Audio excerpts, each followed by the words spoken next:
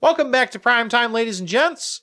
We are picking up with NieR Replicant once again. We are starting, at this point, what is called Playthrough B. At this point, because we actually finished the very base game last time around. We covered a ton of ground. We started off by running off to actually help the King of Facade fight off the wolves, looking for more pieces of our artifact. Our little key thing to get to the Shadow Lord's place. We managed to defeat the wolves, including that Shadow Wolf that was such a big pain in the ass that we had seen 5 years ago. We killed him dead, took his thing. We then were sent to the Forest of Myth, where we had an actually really frustrating encounter with another one of those text things. I think that the Forest of Myth, the second time around here, has actually been the low point of this game. I'm actually very frustrated with how it was executed, because it was executed in a very frustrating way, because it had you solve riddles that weren't necessarily obvious. And in some cases, they wouldn't accept what had to be the right answer because of how the clues work. So it took me probably the better part of half an hour to get through that, and that's even with skipping the dialogue. Because when you failed a riddle, it would take you back to the very beginning of a very long story to get to the riddles again. And that didn't matter whether you failed riddle 1, 2, or I think there was a third one. Didn't matter. You would be sent all the way back to the beginning, and that was just not fun at all. So that's kind of my low point of the game right now, and it's really frustrating because it could have been done so much better. There's some theories as to whether it might be an issue with translation or something like that, and I don't know if I quite buy that, but it wasn't done very well. We did manage to get it finally, though, and for our last fragment, we were called back to the Eyrie. The Eyrie was actually, we found out that they might have known something about the final fragment. And so when we went there, it was really odd because there were a lot of people that were kind of friendly. And they were nice, and they were out of their houses. And it was very, very peculiar for the Eyrie because they've all been exclusively locked in their houses up until now. We've never seen any of them come out before. And that's the thing, there's a good reason for feeling a little unusual about it. It's kind of a little weird, because it turned out there were quite a few of these people in this town that were technically shades, and they were trying to hiding amongst the rest of the civilians. We ended up actually accidentally, well, not accidentally, but unintentionally killing some people because we thought that they were shades. And it caused a big, bad, like a lotus flower. No, not a lotus flower because it didn't open up, but it was a big, bad, like an eyeball almost. It was shooting beams, and it looked like it had petals. That's why I thought it was a flower at first. But we ended up fighting, and that was our boss for the area. And it was a tough fight. It was a long fight. We actually had to bring Emil into the fight because we needed his magic to fight against this shade's beams. And eventually, Emil lost complete control of his power, and it led to the complete destruction of the Eyrie. Hence the key of sacrifice, or the fragment of sacrifice. After obtaining the final piece of the key, or the seal, whatever it was, we went back to the temple and proceeded into the Shadow Lord's domain. One of the first things, though, that we found when we got in there, though, is that Deja and Popola were waiting for us. Deja and Popola basically told us to turn back, that we were not meant to continue, and that there were people that were waiting for us. They were waiting for our vessels, which was a very strange thing to have, them tell us. They proceeded then to force us to fight them if we wanted to continue. And while we were able to defeat them, they did do a fair amount of damage to Vice. Vice was, I'm not sure if I want to say wounded, but Vice was unable to perform a lot of his magic.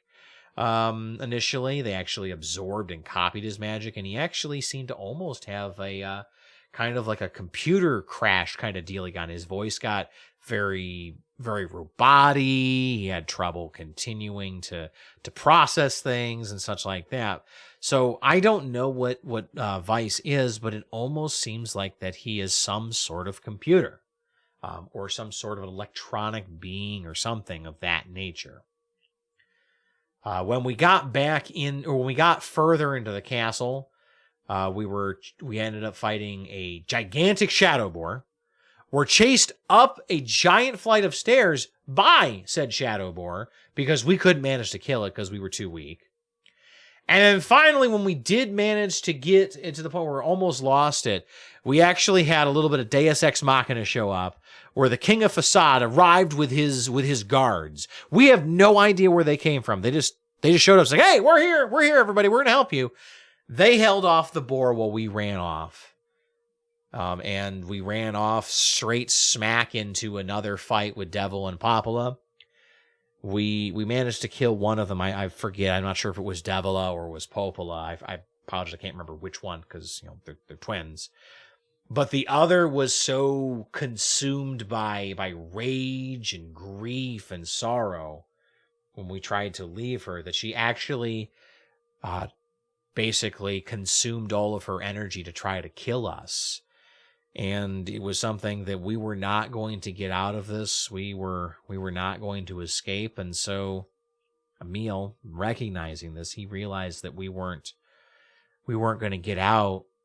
He sacrificed himself. And so Emil went from being a little boy who'd been experimented on to a living weapon that was forced to keep their eyes covered for fear of killing anybody that they looked upon, to being a skeleton boy who was trying to help save the world, and now going to someone who actually did save the world. He protected both me and Kaine and managed to defeat the twins so that we could move forward. And move forward we did. We moved forward to the room at the very end where Yona and the Shadow Lord lay. The Shadow Lord attempted to fight us, sending Grimoire Noir after us, which we defeated. We defeated and destroyed Grimoire Noir. And we then fought against the Shadow Lord. The Shadow Lord was within our grasp. We were going to beat him when Yona told us to stop. And that she talked to her brother and said, brother, I don't want you to do this. She didn't want him to continue. And Yona came running towards us. But in the most absolutely ridiculous twists I have seen in a game, Yona ran past us. Yona saw us. She saw us and knows that we're there. But Yona ran past us to the Shadow Lord in order to help them. And then it became apparent that Yona is not just Yona anymore. Yona is possessed by a shade. But according to them, Yona is still actually there inside this other person. Which brought us to round 2 of us versus the Shadow Lord. Vice at that point sacrificed himself basically. So we've already lost 2.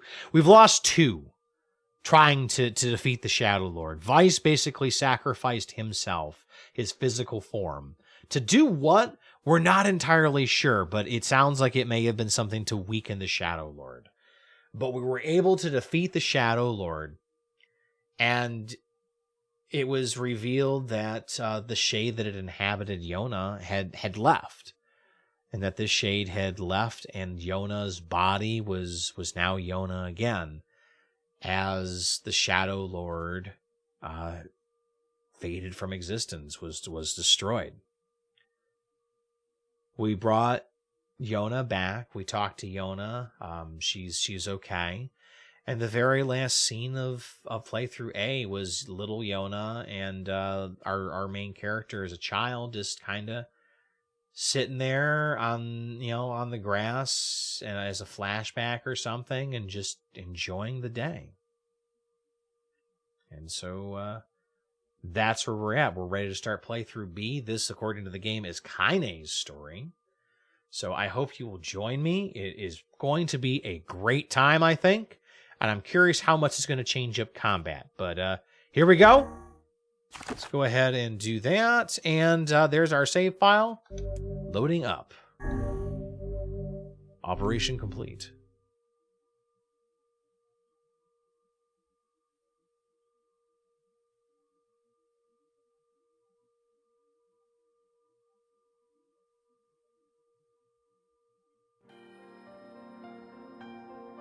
Whenever I interacted with Kaine, I was reminded about something from my past. Oh! Maybe my mind has been confusing her with my sister this whole time. We're picking up right here. Anyway. So this is right when Emil releases Kaine from the stone. Okay. Interesting.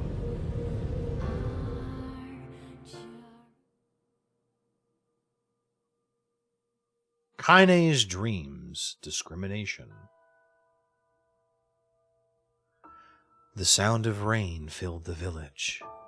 The steep cliffs that surrounded the area magnified sound, causing even the slightest drizzle to rattle like a thunderstorm. Thin wisps of smoke streamed from huts as the villagers huddled in their homes and waited out the rain. A single child, however, had braved the downpour and was now wandering slowly toward the wooden hawk-shaped weather vane at the center of town. The wanderer reached the vane, which had existed for as long as any could remember, and stared. The child's face was simultaneously delicate but fierce, like a teacup that had survived a shipwreck. Those traits combined with pale white skin to give the face an almost sexless quality. If the beak turns east, I go home. If it stays west, then I... The child blinked. Rain slowly dripped down the young one's short hair and began his long descent to the ground. Come on, come on. The child felt a slight breeze and watched as the veins slowly creaked to life. Spinning this way and that for a moment, it finally settled, with the beak pointed firmly toward the east. East? Really? Before the vein could move again, a jagged rock came spinning and tumbling through the air, striking home against the child's head. Whack! The force of the blow dropped the child to the ground as a hail of stones began to fall all around. Oh no, they found me! A heartbreaking smile crept across the child's face as the stones continued their assault. Through the rain, the sound of multiple footsteps grew louder before a voice rang out. Yoo-hoo, Kaine! The voice belonged to Demo, worst of all the bullies in the area. As Kaine struggled to stand, a final stone came skittering through the mud and bounced against her foot. Blood oozed from a cut above her eye and blurred her vision, but she could make out the shapes of Demo and his usual gang of idiots. The boy seemed taken aback for a moment by Kaine's seeming indifference to the blood dripping from her face, but quickly regained his bravado. What's up, freak? You like the rain? You don't like getting all wet? Or did you finally decide to run away from home? Though she knew it was futile, Kaine turned to leave. Before she could get more than a few steps, the other children scrambled to surround her, cruelty burning in their eyes.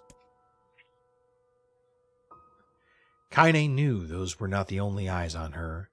The tormentor's parents watched from the safety of their homes. She was attuned to the sensation.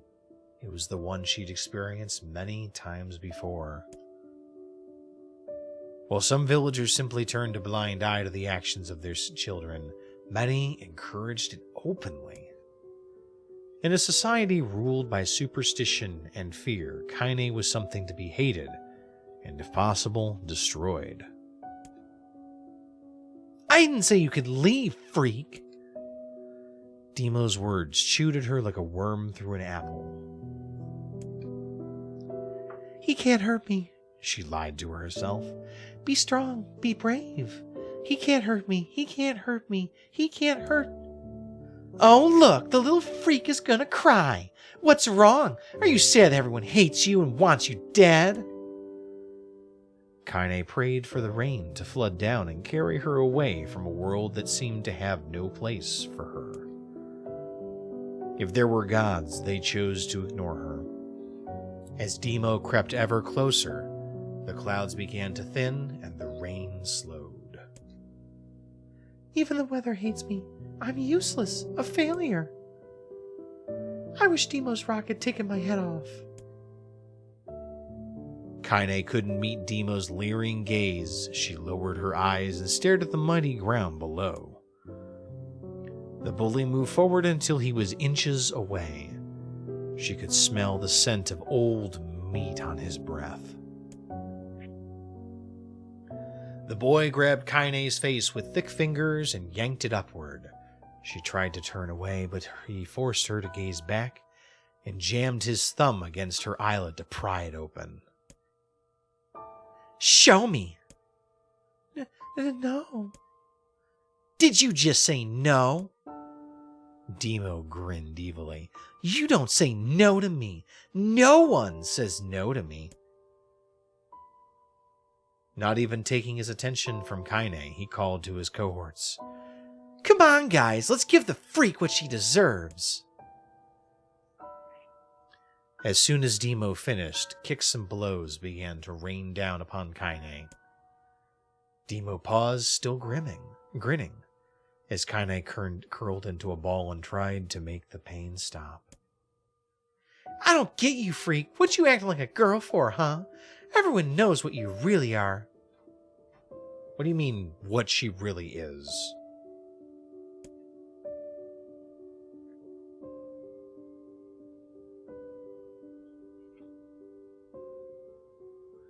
As soon as Demo finished, sorry. Kaine ignored the question, choosing instead to stare at the weather vane. It continued to point east, as if supremely confident about the future it had chosen for her. "Go home? Yeah, that's a funny joke for someone with dead parents and no home to go to." "Freak!" chanted the children. "Freak, freak, freak!" Kaine closed her eyes and listened to the rain, waiting for the pain to start again. As the clutching hands of the village children closed around her, she bent her mind to the sound of the rain, letting it become her entire world. The rain fell, but the pain never came.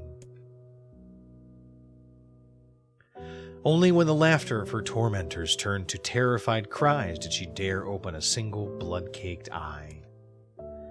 Kaine was shocked to see Demo sprawled on the ground, holding his head and screaming in pain. She could see blood welling from spaces between his fat, twisted fingers. "Oh my gosh, he's crying!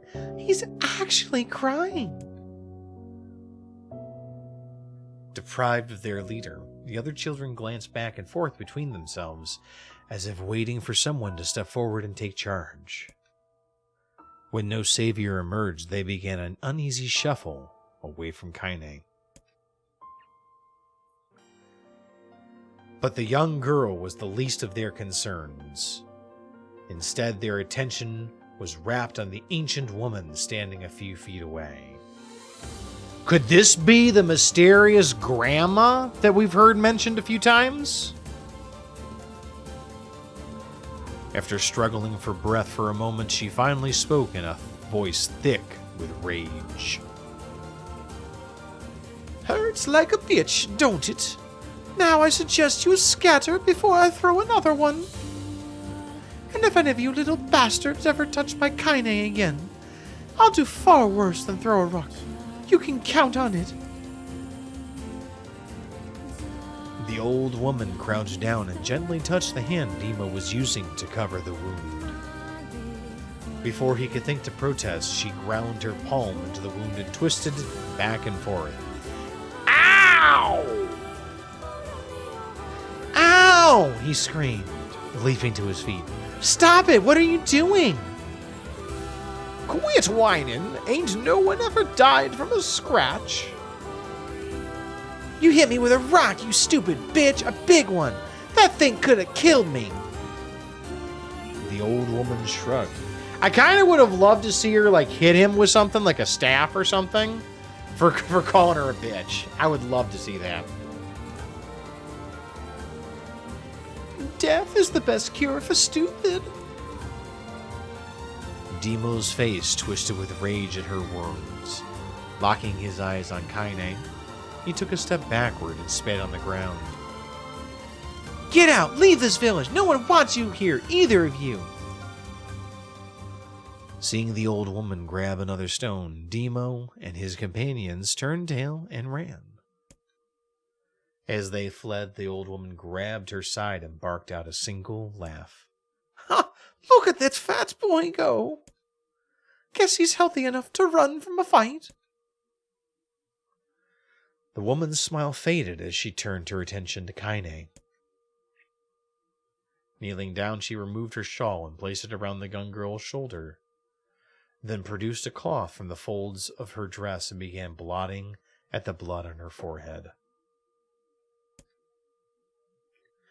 Oh, Kaine, why don't you fight back? You're stronger than that lot. The words of her grandmother stung Kaine, and she turned away. Don't be nice to me, she said. I don't deserve it. Nothing matters anymore. Her tears, held in check for so long, finally began to fall on the muddy ground below. Everyone hates me. They think I cause bad things to happen. They think I'm a freak. I wish I was dead. As Kaine's tears turned to sobs, she felt her grandmother's hands on her shoulder. Despite her advanced age and diminutive size, she was a woman of surprising strength, and Kaine found herself unable to turn away. Don't talk like that, girl. It's a river wide and deep that flows between the realms of this world and the next, and it grants no mercy to any that attempt the crossing. You got a duty to fight until your last breath. Understand? The old woman tightened her grip and tried to still the tremor in her voice. You know the pain of losing someone close to you, Kaine. You know because you survived it. As the words hit home, Kaine was struck by the force of her love for the old woman. As a young child, she didn't even know of her grandmother, but when her parents died, the woman quickly accepted her as her own. Grandma, as Kaine called her, was cunning, vulgar, and quick to violence, and their first few years together had not been easy. But with each year that passed, Kaine and her grandmother had grown closer.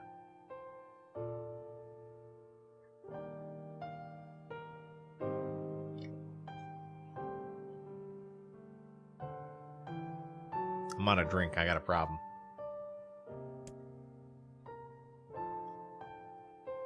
However, it was only now, sitting in the mud with tears and blood caking her face, that Kaine truly understood the depths of her affection. Here was a woman who had seen hard times, who had seen death, who had fought through all these things and somehow emerged on the other side. If anyone could understand Kaine's pain and loneliness, it was her. Do I make you sick, Grandma? Course not. Don't be an ass. Kaine drew her grandmother's moth-eaten shawl around her body and shuddered. But my body, it's not normal. If I was normal, then Mom and Dad wouldn't. Hush, interrupted Grandma. I'll not hear another word of this nonsense. You're my granddaughter, and I love you. And if folks have a problem with that, they can just go straight to hell. With that, the old woman reached out and placed a wreath of dried flowers in Kaine's hair. The skill it took to bend the flowers without breaking the stems or losing a single petal. It was remarkable, and the beauty of it made Kaine want to cry all over again. Oh my gosh, these are lunar tears. Grandma, you made this for me? Lunar tears were legendary flowers. Most people could live their entire lives without ever seeing one, and yet her grandmother had somehow collected a dozen or more. Kaine reached up and touched the wreath as if she couldn't believe it was real. Where did you find these? Just stumbled on them while I was out doing the shopping. The old woman turned away as she spoke, leading Kaine to suspect that the search had been more difficult than she was letting on. The pains she took to construct the ornament, let alone track down the flowers used in its construction, made Kaine's heart hurt.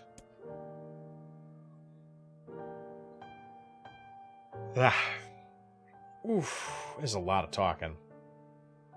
AZ, how you doing, buddy? You got some compliments earlier, buddy.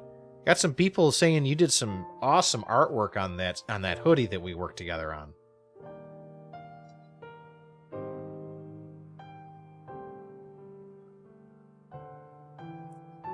Let's see.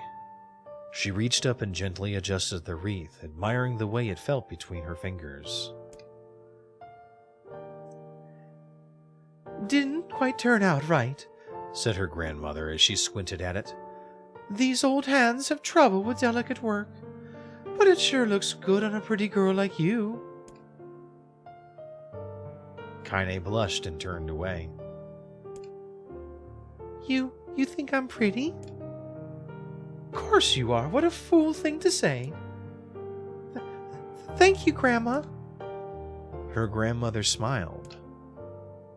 We're gonna be fine, you and me, she said. Long as we got each other, we'll be just fine. Kaine took her grandmother's hand in hers, and the two of them struggled to their feet. As they began the long walk home, Kaine gripped the hand with all her might, as if trying to stop smoke from drifting away on the wind. The rain had stopped. Kaine stood beneath the weather vane, watching it spin in lazy circles, no longer caring about the direction it faced when it stopped. I don't need to escape. I have a home now. Grandma loves me, and that's enough. Even if it's us against the world. Kaine let her gaze drift up past the vane and into the cloudy sky. The last faint hints of a rainbow were slowly fading. As she turned and headed for home, the light scattered into a million particles and vanished, seemingly taken away on the breeze. Kaine's dreams daily life. Oh shit. In the distance, Kaine heard the steady sounds of an axe striking wood. The noise had a purposeful quality to it, as if she were hearing a master woodsman go about his work. The firewood being produced, however, was as far from a work of art as could be. Pieces of every shape and size were being flung about a barren yard with wild abandon. Anyone trying to stack such wood would probably die of frustration before the job was through. Stupid piece of shit axe! Oh, that was supposed to be Grandma. Stupid piece of shit axe! Kaine's grandmother flailed away with the axe, filling the air with both splinters of wood and words that would make the most hardened sailor blush. Grandma, called Kaine. That's you, Kaine, yelled the old woman, taking her eyes off the wood for a moment. Don't get too close, or I might take your goddamn foot off by mistake. She brought the axe down on a piece of wood, sending chips flying in every direction. One spun past Kaine close enough for her to hear the whistle, at which point she decided that it would be a good idea to step back.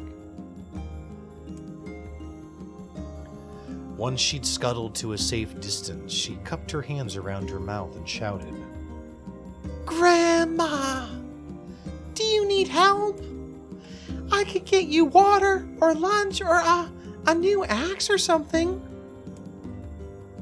The axe, poised to strike another wobbly blow, paused in midair. The old woman considered her granddaughter's offer for a moment, then smiled. Tell you what, since I'm doing such a piss-poor job of chopping, why don't you come here and take over so I can go get the water? Shane's a bit restless lately, and I don't want you running into one of them bastards. Relinquishing the axe, her grandmother picked up a long pole with wooden buckets on either end. Gathering water was by far the more difficult of the two jobs, but Kaine knew better than to complain. Once Grandma's mind was set, there was no changing it. Kaine did her best to help with chores, but Grandma took every task that required travel to the village. Though she had a long list of plausible excuses, Kaine knew the real reason. She didn't want her granddaughter to be taunted and harassed by the villagers. Once Kaine moved in, Grandma decided to take up residence a good distance from the area. Out of sight. Oh, are you okay? You sneezy? You being sneezy? Aye.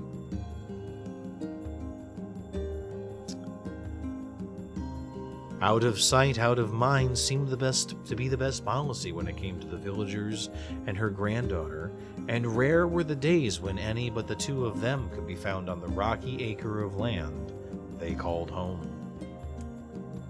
Kaine enjoyed the solitude, but harbored a secret resentment that her grandmother was forced to spend her golden years in such a place. After watching her grandmother leave, Kaine turned her attention to the task at hand. She had never chopped wood before in her life and soon discovered why the old woman hated the chore. Swing after swing, the axe produced a tiny crack in the wood, and when she finally managed to connect with a solid stroke, the tool embedded itself in the log and refused to budge. Frustrated, Kaine swung the axe around her head and threw it, log and all, across the yard. Damn it, crap. She suddenly understood the joy her grandmother felt in a good curse. Happier now, she picked up the axe, forced it from the wood, and resumed chopping. She had a natural skill with a blade, but the task was challenging, and blisters soon began to form on her small pink hands. This is tough, and my logs are all weird sizes. Spitting on her palms and ignoring the pain, Kaine redoubled her efforts. Just as she was developing a rhythm, Grandma returned from the village. Setting down her buckets with a small sigh, she took one look at the logs and coughed out a wheezy laugh. Pretty clumsy, girl. You better practice if you... What's up, kitty? She's all curled up here. She's very comfy, it looks like. Her grandmother suddenly collapsed to her knees, causing one of the buckets to wobble precariously. Oh no. Oh Jesus. Please say it's not a heart attack. Eyes wide, Kaine dropped the axe and ran to her grandmother's side. Grandma! The old woman shook her head and pointed a trembling finger at the bucket. Get the bucket. Can't let it spill. Kaine studied the bucket with a foot as she knelt by her grandmother. A small bit of water sloshed over the side and made a new home in the hem of her dress, but Kaine didn't notice. Grandma? Grandma, what's happening? Crazed with panic, she grabbed her grandmother by the shoulders and shook. After a moment, the woman lifted her arms and batted Kaine away. Stop! Stop that! Just stop! She cried, breathing heavily. It ain't like I'm dying. Just tired from the trip is all. Kaine desperately wanted to believe her, but one look at the old woman's shaking hands and worn face told her more than words ever could. Her grandmother had lived a long, hard life, and it seemed the bill was finally coming due. The time when her grandmother watched over Kaine was ending, sooner than either of them had feared. Sooner than either of them had feared, the positions would be reversed. The next morning, Kaine came to the side of her grandmother's bed and took her wrinkled hand. Grandma, you're sick and you need medicine. I'm going to the village. The old woman shook her head and tried to rise, but Kaine gently pushed her down. It's all right, she said. I'll be fine. Her grandmother fixed her with a gaze that could melt steel. After what seemed an eternity, she finally lowered her eyes and sighed. Well, I don't like it, goddammit. But I guess I should quit being so stubborn and just let you grow up. The old woman watched as Kaine strapped on her boots and made her way down the road to the village. Hours later, an unseen sun made its way across a dark and rainy sky. She was still watching.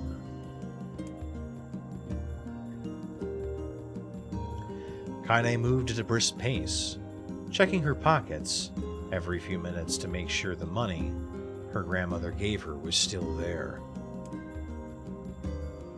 Every noise caused her to spin on her heels, making sure she wasn't being stalked by a shade, or worse, Demo and his gang. Really thing? I tried to be cool and get this moved, and of course it decided it was going to be a pain in the ass. Every freaking time. Tried to move the whole damn thing, and it just doesn't want to cooperate. Alright, better.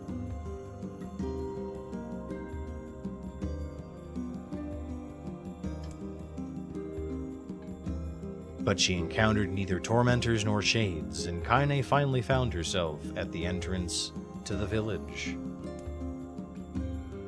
The few adults she could see glanced sideways at her, then muttered to each other behind raised hands before slinking away into the shadows. Her heart racing, Kaine took a series of rapid, shallow breaths and tried to calm herself. I have to prove myself. I have to help Grandma. I have to be strong. She chanted those words to herself over and over as she slowly made her way. Finally, her eyes settled on a rotund older woman who was angrily waving her arms in the air and telling anyone who would listen exactly what she thought of Kaine's presence. Hey, lady, said Kaine with a bravado she did not feel. Where's the apothecary? The woman's flabby cheeks shook in bewildered anger. How dare this thing speak to me? They seemed to say. But Kaine saw that her eyes held a different emotion. Fear. Yeah, we're both scared, lady. Trust me on this one. Which way? Kaine repeated. The woman pointed to the small building to her right before hitching up her dress and stumbling off in the other direction. Kaine cringed, expecting a stone to come flying from the assembled crowd, but none came. Her mind was filled with a strange sense of pride as she made her way to the apothecary, but the new emotion had little time to take root. For as soon as she opened the door, she noticed a familiar customer at at the counter. It was Demo. He'd clearly been sent here in some kind of family errand because his gang of followers was nowhere to be found. "Oh my god," he sputtered. "I mean, what are you doing here, freak?" The insult was delivered without force, and Kaine happily ignored it.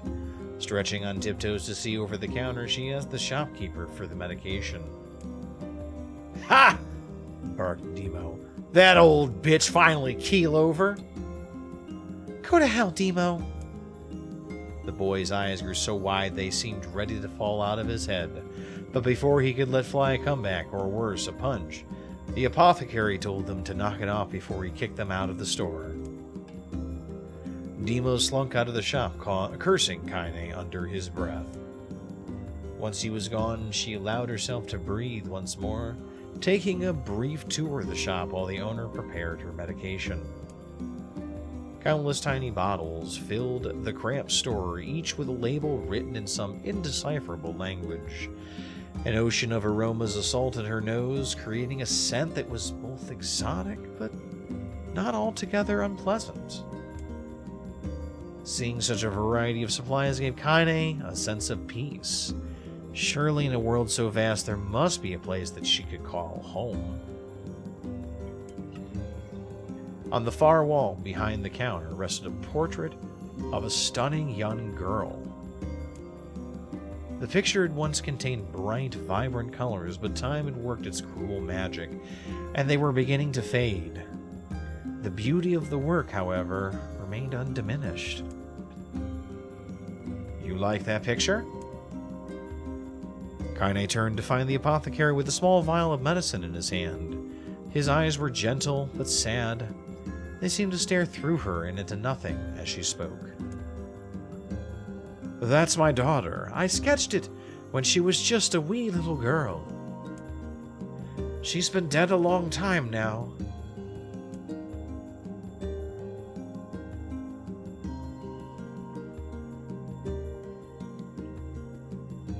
Kaine didn't know how to respond. She just stared at the portrait and tried to come up with the right words. "Pictures are wonderful things," continued the shopkeeper. "They let the ones closest to you live on forever." He shook his head slightly, then looked down at Kaine and smiled. Handing her the medicine, he reached into his sizable green apron and produced a handful of old wax crayons. "You should have these. There's no one left that I wish to draw." Kaine took an instinctive step back, causing the shopkeeper's face to darken. "Yes, I've heard the rumors about you," he said. "It's a small village, and word travels quickly. Between you and me, I'm not sure which of them to believe, but I also don't think they matter much.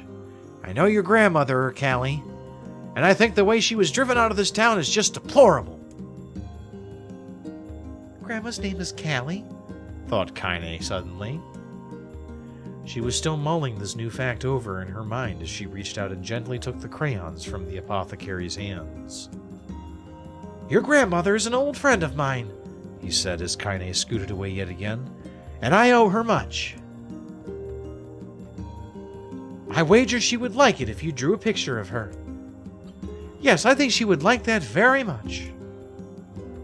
Kaine murmured a quiet agreement, but inside her heart was bursting. Never before had a villager treated her with anything but complete contempt. It was a tiny, almost imperceptible step, but a step nonetheless, and with enough tiny steps she might one day discover the rest of the world. When Kaine returned home, she found her grandmother asleep in her bed. Her feet were blackened and raw, even bleeding a bit in places, leading Kaine to think that she had been pacing around the room until exhaustion finally caught up with her. She placed the medicine by her grandmother's pillow and turned to leave, but found the old woman's hand clasped around her arm. "Back already, are you?" asked her grandmother with a yawn. Come here, let me have a look at you." Grandma sat up and examined Kaine from head to toe. Finally satisfied that nothing terrible had befallen her grandchild, She leaned back and allowed herself to relax. Well, how was it? Those bastards give you any trouble? It was kind of fun, said Kaine with a small smile. No, seriously, it was. Fun, eh? Asked her grandmother in a voice which implied she believed anything but. Uh-huh. So anytime you need me to run an errand, just let me know. As she spoke, Kaine removed the crayons from her pocket. After a brief explanation of their source, she informed her grandmother that she was going to sketch her a portrait. A portrait of me? Ridiculous. No one wants to stare at an wrinkled old crone. But Grandma, it'll make you live forever. Horse shit, said her grandmother, throwing back the sheet from her bed. Living forever would just piss me off. Now put those crayons away and help with dinner. But Kaine would not relent, and in the end, Grandma found herself leaning against the wall of their house as if posing for a master artist. Kaine took up the crayons, eyeing her subject carefully, and set to work. Just as her grandmother was about to nod off, Kaine finished the piece. After staring at it for a bit, she released it from her grip and let it slowly drift to the floor. It's terrible. It doesn't look like you at all. I'm sorry, Grandma. I thought these crayons would, make drawing easy or something. The old woman's eyes narrowed at her granddaughter's disappointment. Let me be the judge of that, she said, ignoring the pain in her back and reaching for the paper. The sketch could have been a person's face. It could also have been a boulder, a lump of clay, or an incredibly misshapen loaf of bread, all rendered in a chaotic array of colors. The old woman stared at the picture for a long time, then slowly wheezed out a laugh. Oh, Kaine, she said between laughter. You truly are my blood. You're as clumsy as me, and I love it. But, hush, I won't hear any more bull about how ugly you think it is. It came from the heart, and I'll always treasure it. True to her word, the old woman gave the picture a place of honor above the kitchen table. In the days that followed, Kaine would often catch her staring at the portrait with a strange smile on her face, an action she interpreted as silent, mocking laughter. A week later, Kaine could stand it no more and asked her grandmother to take the artwork down. Posh, said the old woman. I'll take this down when they roll me in my shroud. She pondered this for a bit, then turned to Kaine and dropped to one knee. Listen to me, girl. Seeing this picture makes me happy in a way I've never felt before.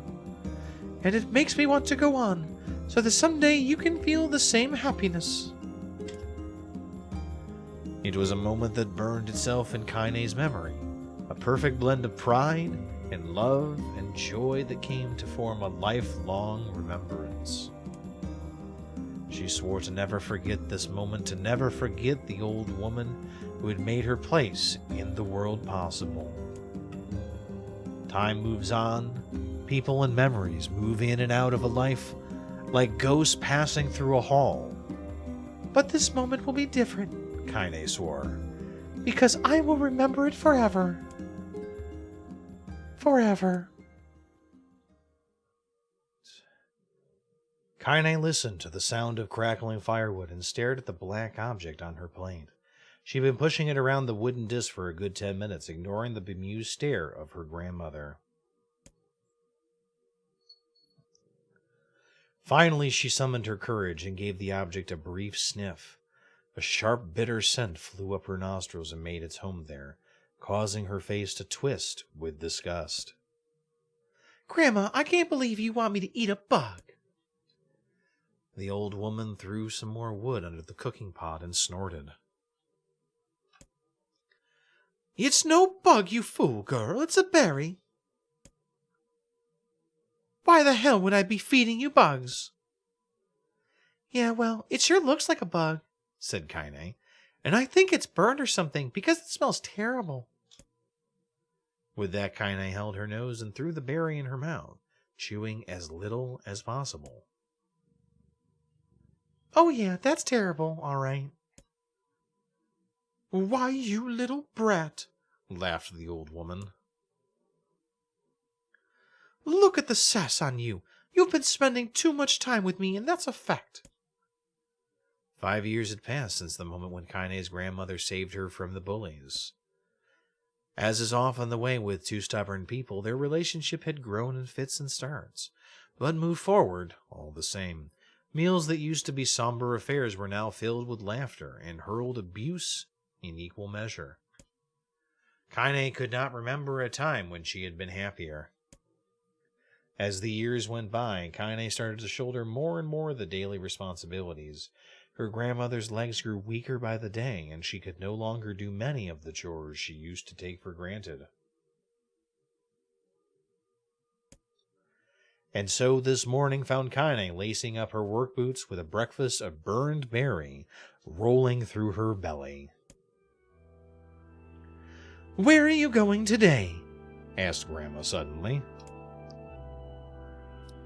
Kaine looked up, surprised. The old woman rarely asked for specifics anymore. "Well, I was going to check out the kelma trees and see if they were ripe. I thought we could make some jam or something. Oh, and I'm going to pick up some flagstones, so I need to take the wheelbarrow." "Flagstones? What in the hell for?"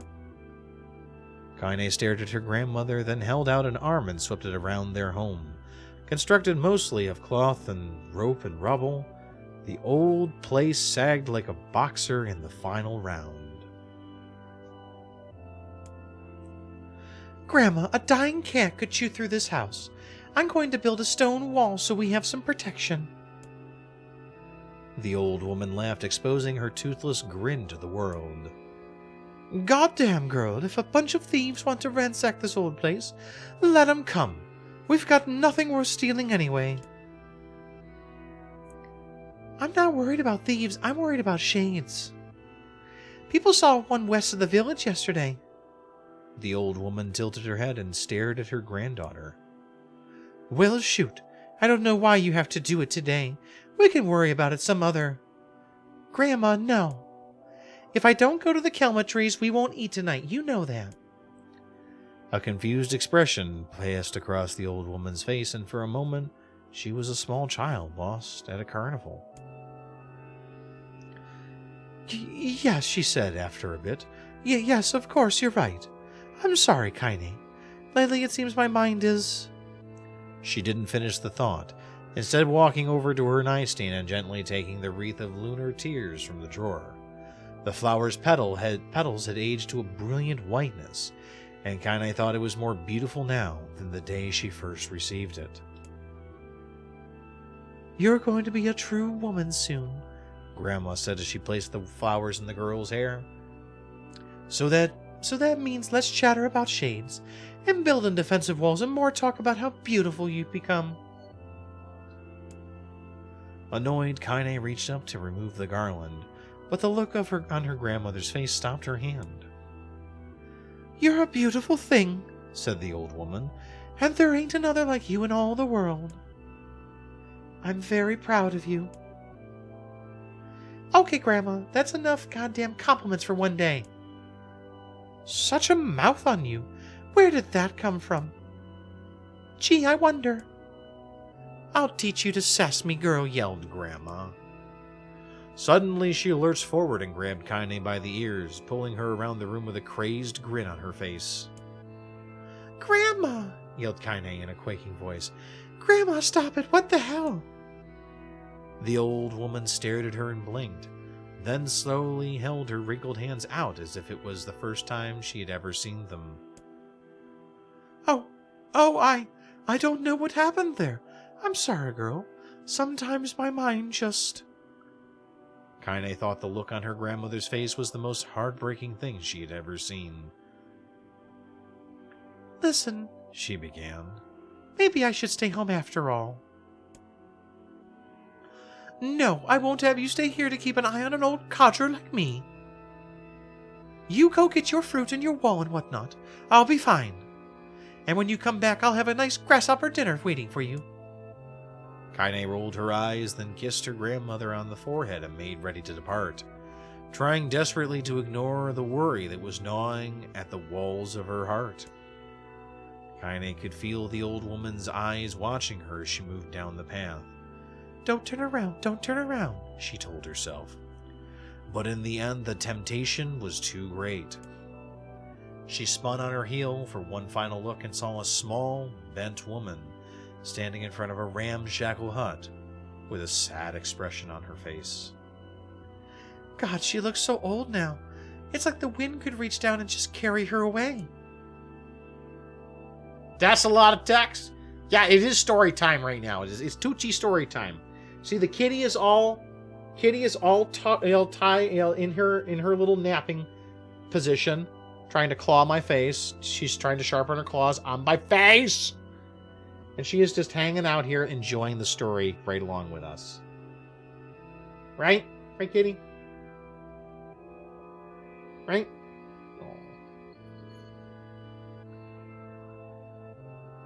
Kaine worried about her grandmother all day, causing her work to suffer.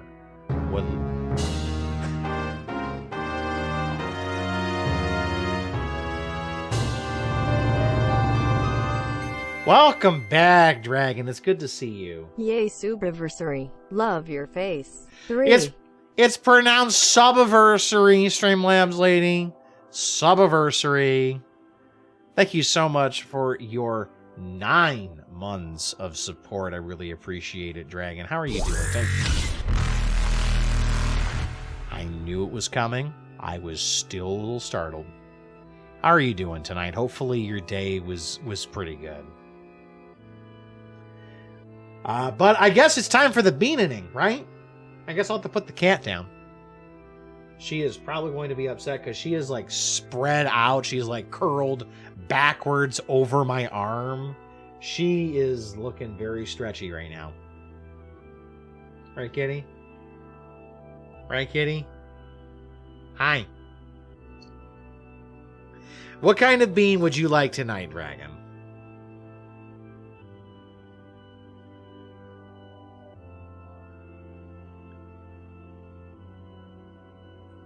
Day was slow. We closed early. I took winter tires off, had dinner with my parents. So wait, okay, so you're going to leave those winter tires off for like, what, a couple of weeks? I mean, it'll be winter soon enough, right? Okay, Birdie Bots it is.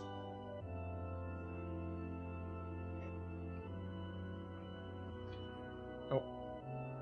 Actually supposed to snow on Saturday and Sunday, so... Oops. Alright, so we got to go ahead and do Birdie Bots. I don't know what's what, so we're just going to grab this one. Right there. Okay. No idea what it is. Not going to look. Y'all can see what it is and maybe guess if you know what the colors are. But I'm not going to look. So 3. I think I need to pick another one. Unless I can find where that one went. It went somewhere over this way. I don't think it fell on the floor. Uh-oh.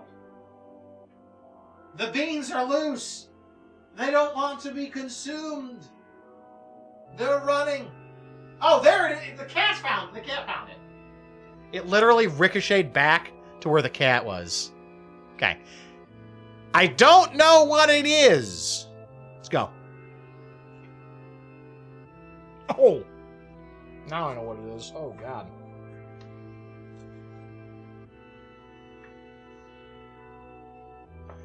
That would be rotten egg.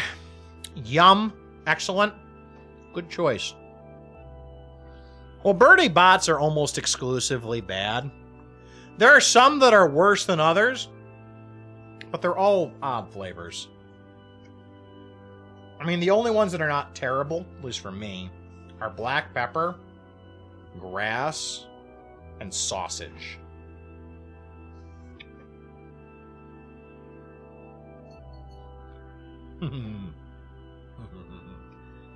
It's funny you should say that, Noswolf.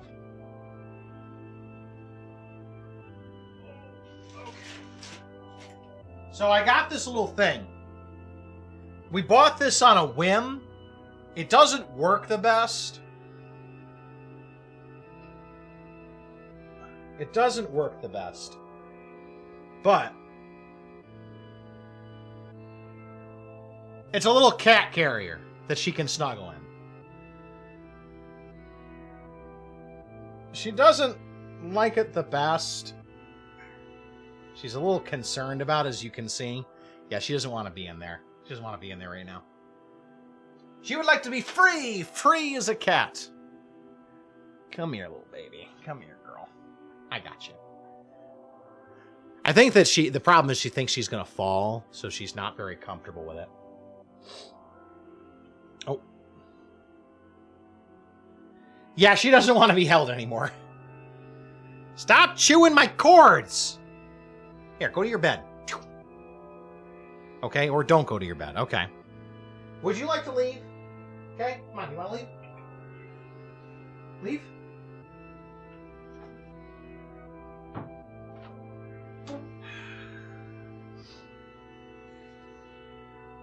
Definitely number one upgrade for this room would be a cat door. Reality, I'm sorry. Reality intruded.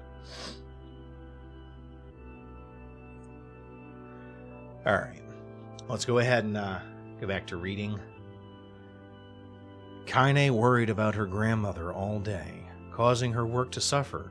What little fruit she could collect was tossed carelessly into the wheelbarrow, and she only found a couple of stones before losing interest in the project. Finally, as dusk approached, she decided to call it a day. Cursing herself for the lack of focus, Kaine pushed the nearly empty wheelbarrow back down the path. As she passed the final hill, she suddenly froze in place. The wheelbarrow fell from her fingers and collapsed on its side, sending a few pieces of wrinkled brown fruit rolling back down the hill. Her gaze was transfixed by a thick black cloud that hovered just ahead. Tracing its path with a finger, Kaine suddenly felt her stomach knot in on itself. No! Oh gods, no! Her grandmother's house was ablaze, the flames licking up as if trying to touch the sky itself. Grandma! Grandma! Kaine ran then, faster than she had ever moved in her life. Once she tripped on a stone and went sprawling into the rocky ground, but she leapt to her feet and continued running, unmindful of the blood that spilled from her wounded hands and knees. As she got closer and closer, Kaine's mind began to race in time with her footfalls. It's too dark. It's too dark, not just fire. Can't be fire, too much smoke. Gotta save her, gotta save her. She burst into the front yard and came to a sudden halt. Her worst suspicions confirmed. The smoke from the fire was mingling with the thick, inky blackness of an enormous shade. The massive creature supported itself on 3 twisted legs and achieved balance through means of a large armored tail. Scales, horns, and claws sprouted from its body in a random, chaotic pattern, giving it the appearance of a lizard designed by some insane god. Seeing Kaine, it let out a roar and flicked its tail, sending small whirlwinds spinning around the yard. This is the shade that we fought and we killed in the Eyrie by impaling it. The hand, the butt tail, the butt hand clearly calls it out. For a moment, the creature retreated into a shimmering, inky blackness, as if her mind was unable to comprehend that such a thing could actually exist. But then the smell hit her, a blend of rotted meat and excrement, and the horror became real once more. The creature bellowed again, and this time Kaine responded with a scream of her own. All right, you bastard, she thought as her scream echoed across the highest cliffs around them. It's you or me, let's go. The shade eyed Kaine with bemused interest. Then it began looking from her to the house and back again, as if urging her to look at the destruction it had so gleefully wrought. With dread building in her heart, Kaine glanced toward the house. Through the smoke and flames, she spotted a small figure struggling to escape the ruins. Grandma! At the sound of her voice, the old woman began waving frantically. She's alive, Thought Kaine. alive! Kaine's legs sprang to life as she raced across the yard towards the flaming wreckage of the house. Before she could advance more than a few steps, the shade opened its mouth and let out a roar powerful enough to uproot trees and send them flying. The blast sent Kaine tumbling through the air before smashing her against the rocky earth. Stars danced in front of her eyes as she tried to remember how her legs worked. Get up! Get up! Get up, get up, get up, get up, get up now! As Kaine struggled to her feet, the shade stomped towards the house and pinned her grandmother to the ground with the tip of a wicked claw. The old woman struggled to move the claw from her stomach, but she might as well have been pushing a mountain for what it was worth. She coughed briefly, sending a small spray of crimson blood into the air, then collapsed to the ground, her energy spent. Kaine lurched to her feet, only to fall back to earth with a gasp. Her ankles were on fire. One or both of them were surely broken. Ignoring the pain that screamed through her body, she began dragging herself across the ground, leaving a drunken trail of dust and blood in her wake. Grandma, hold on. Just a little longer. Her grandmother's face was turning blue, her eyes rolling back until only the whites were exposed. Kaine pulled herself across the ground with a maddening slowness, the distance seeming to increase with every second that passed. The shade glanced between the two women and flicked out its tongue, its giant mouth turning up the corners. Short, panting breaths belched from somewhere deep inside its core. Bastard, it's laughing at us. She had no idea how such a mindless creature could experience emotion, but there could be no doubt the shade was taking some sort of sick joy in their suffering. Yeah, I see your plan. The shade moved its claws slightly, allowing Grandma to breathe again. It was clearly keeping her alive, only to snuff out her life when Kaine was close enough to touch her. I'm gonna kill this bastard. Summoning all of her strength, Kaine rose to her feet. There was a sickening snap from her right ankle as the foot twisted backward. She forced it from her mind and began to hobble toward the monster. Pulling a small knife from the pouch at her waist, she leapt on the foot that pinned her grandmother and plunged the weapon deep. Give her back, She screamed. give her back to me. It was like stabbing a rock. After a few swipes, the knife broke at the hilt with a dull snap. The shade panted laughter again, then raised its tail and sent it rushing through the air toward the young girl that was latched to its foot. Kaine never had a chance. The tail struck her square in the chest and sent her crashing into the burning wreckage of her home. As she lay on the ground with blood pouring from multiple wounds, a small, weak voice spoke up. Kaine. Kaine's vision blurred, but she forced herself to focus on the sound. Finally, her eyes cleared enough for her to make out her grandmother's hands reaching out to her through the smoke. Grandma? Kaine, you gotta run. You can't pass this one. Kaine grabbed the hands and held on with all her strength. Grandma, come on, we have to go. The old woman coughed loudly. One of her hands, slick with blood, slipped from Kaine's grasp and thumped to the ground below. Grandma, no, no! I said run, goddammit! You have to live, you have to get through. Oh, okay, I'm awake. I'm awake, Churs, I'm awake. Thanks for throwing that at me, I appreciate it. How you doing, buddy? We're just doing some story time here. The thought would stay forever unfinished. Before she could sing another word, the shade's clawed foot descended, smashing through the remains of the roof and down upon the shattered figure of the old woman. Blood oozed from gaps in the creature's toes as the terrible putrid smell assaulted Kaine's nose once again. She stared at the foot dumbfounded, convinced that what she was seeing could not possibly be real. When the creature finally lifted its appendage, all that remained underneath was a twisted, unrecognizable mass of rubble and red. Her grandmother was gone.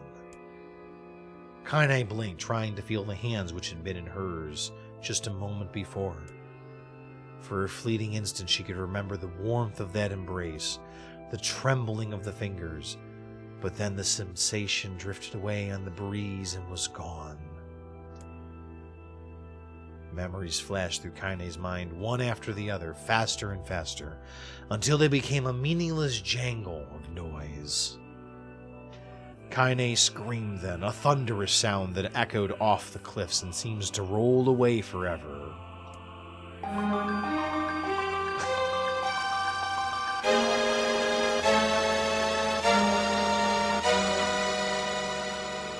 Luke! Gifted a sub to Churs. Appreciate that, buddy.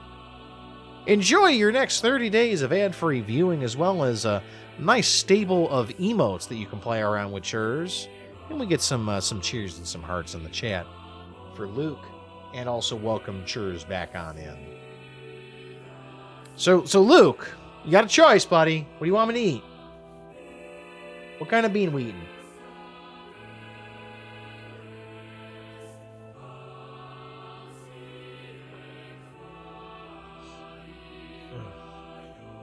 It's almost too much talking because I feel my throat getting a little closed up.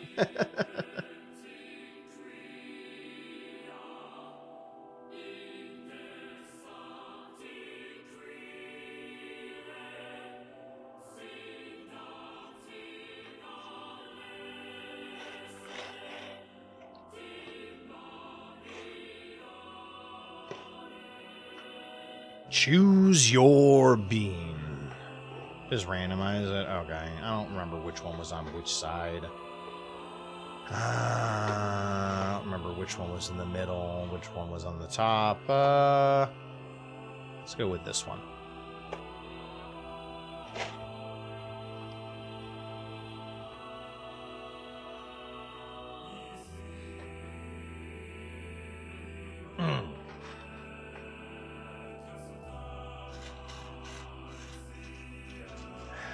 Okay, here we go. Not a Reaper. Not a Reaper.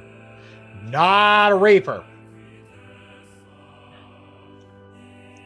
I can't see it. You can.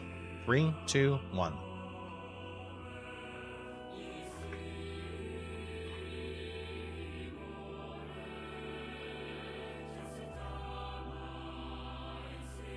The streamer lives!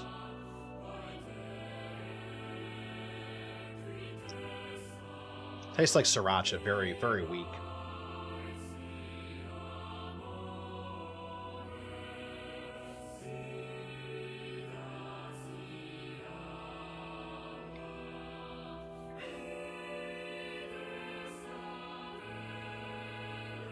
The shade eased forward, black ichor pouring from its mouth and dissolving into smoke on the ground below. The earth shook with every step as it crept toward its prey. Kaine's body slowly rose as if controlled by a mad puppet master. Her arms and legs were bent at impossible angles. Her head lolled dangerously to the side, yet somehow she managed to stand. Staring at the shade, her eyes began to glow with a deep red fire.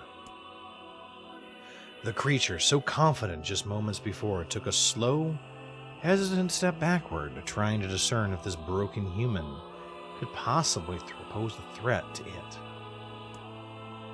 Kaine seized the moment Laughing like a madwoman, she leapt into the air and plunged the shattered hilt of her knife deep into the leg of the Shade. The Shade shook Kaine off like a fly, sending her crashing to the earth once again. Her chest rose and fell slowly, as if a great weight were resting on it.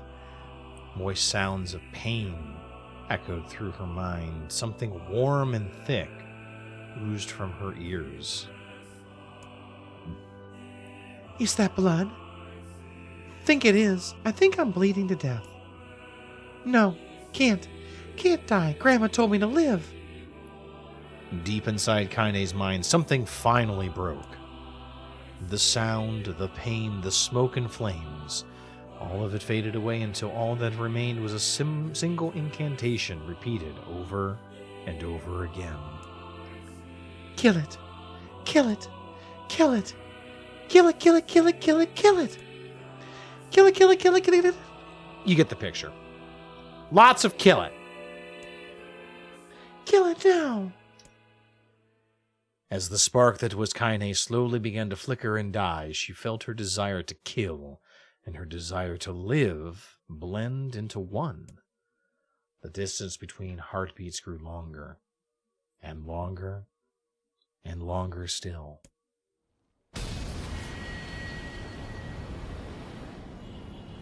Thank God.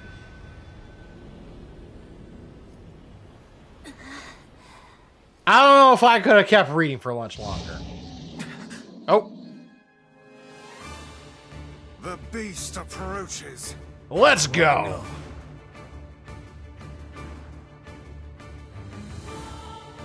We hope it's done.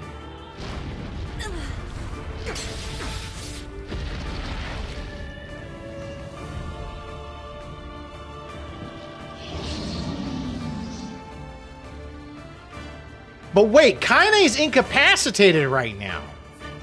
Okay, we're gonna fight this again. With all of our tools from playthrough A, it looks like. Creature must have. We have the Phoenix Spear. Survived these past 5 years. Not gonna let this happen again. It dies today. I saw it. It's lighter. It's not the blade, but the skill of the user. Strike it down. Nice. It's kind of nice to fight this bastard again. Not gonna lie. Got him.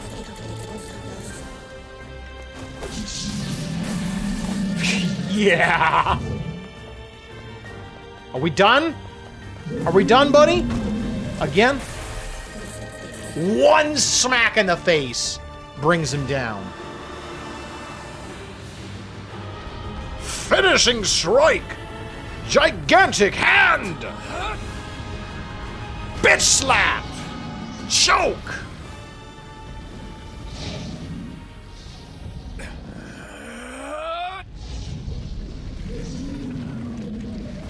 And pop goes the Shade.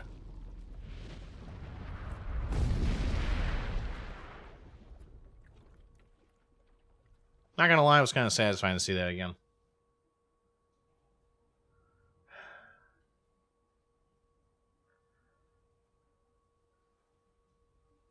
Oh, no, no, no, no, no. No, no, no, no, no, no, no, no, no. Oh, my.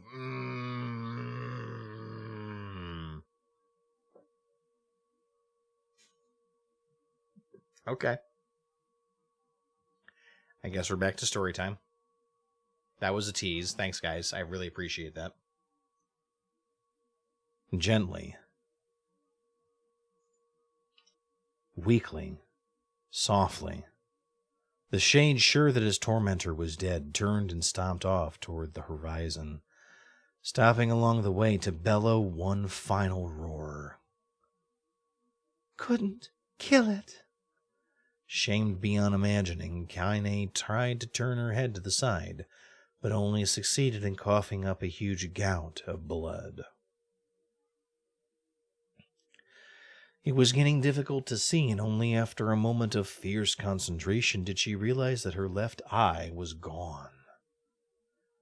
Laughing to herself, she turned her remaining eye to the ruins of her home, and noticed a ragged stump of an arm resting a few short feet away. Yeah, that's mine, She thought with a mad giggle. This is going to make clapping a real bitch. Ha! Cried a sudden voice from the depths of her mind. Finally gonna die, are ya? Well, you had it coming. Go to hell, Demo, she thought at the unseen assailant. Go to hell before I pluck out your eyes and feed them to a dog. The voice of her childhood terror evaporated in the smoke, only to be replaced by another, more recent voice.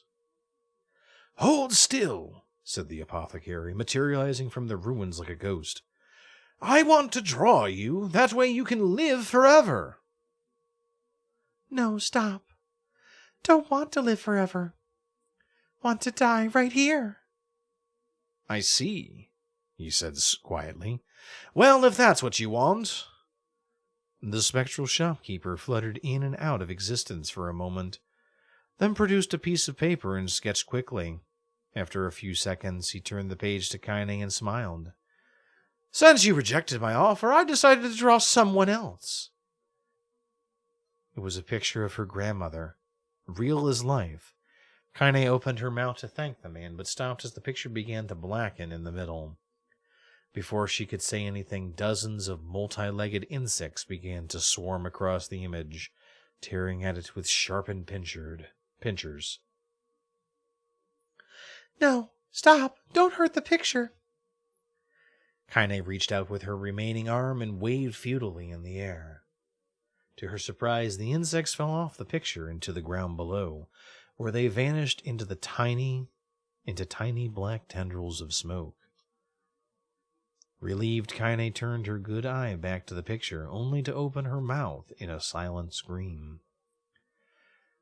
The sketch now showed her grandmother as she truly was, a smashed, unrecognizable lump of nothing. The apothecary smiled, then broke into a jolly dance. See that? He cried as he chanced his jig. It's perfect now. She looks just like you. Ha ha ha ha. I look like that? Oh God, I'm gonna die. I'm gonna die. Drowning in despair, Kaine laid her head back in the mud and smoke of her ruined house and waited for the end to come. But just like before she let everything go, an unfamiliar voice began whispering in her ear. Ain't you got a wish, sunshine? The voice was vulgar and fierce at the same time, as if insanity had somehow found a way to take form. Kaine wanted to scream as the voice crawled under her skin, but her lungs refused to work. You know, a wish, like a prayer or something.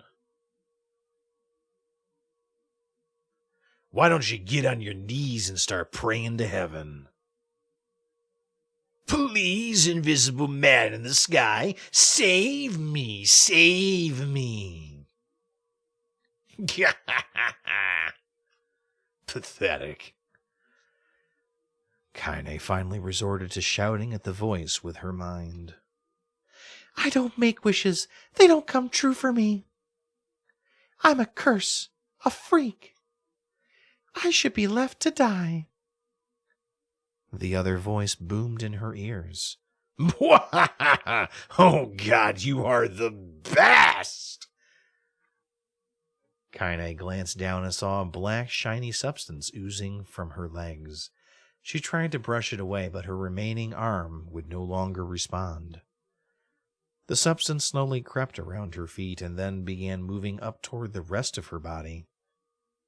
Is this death? Is this what it's like? Or is my mind just losing itself?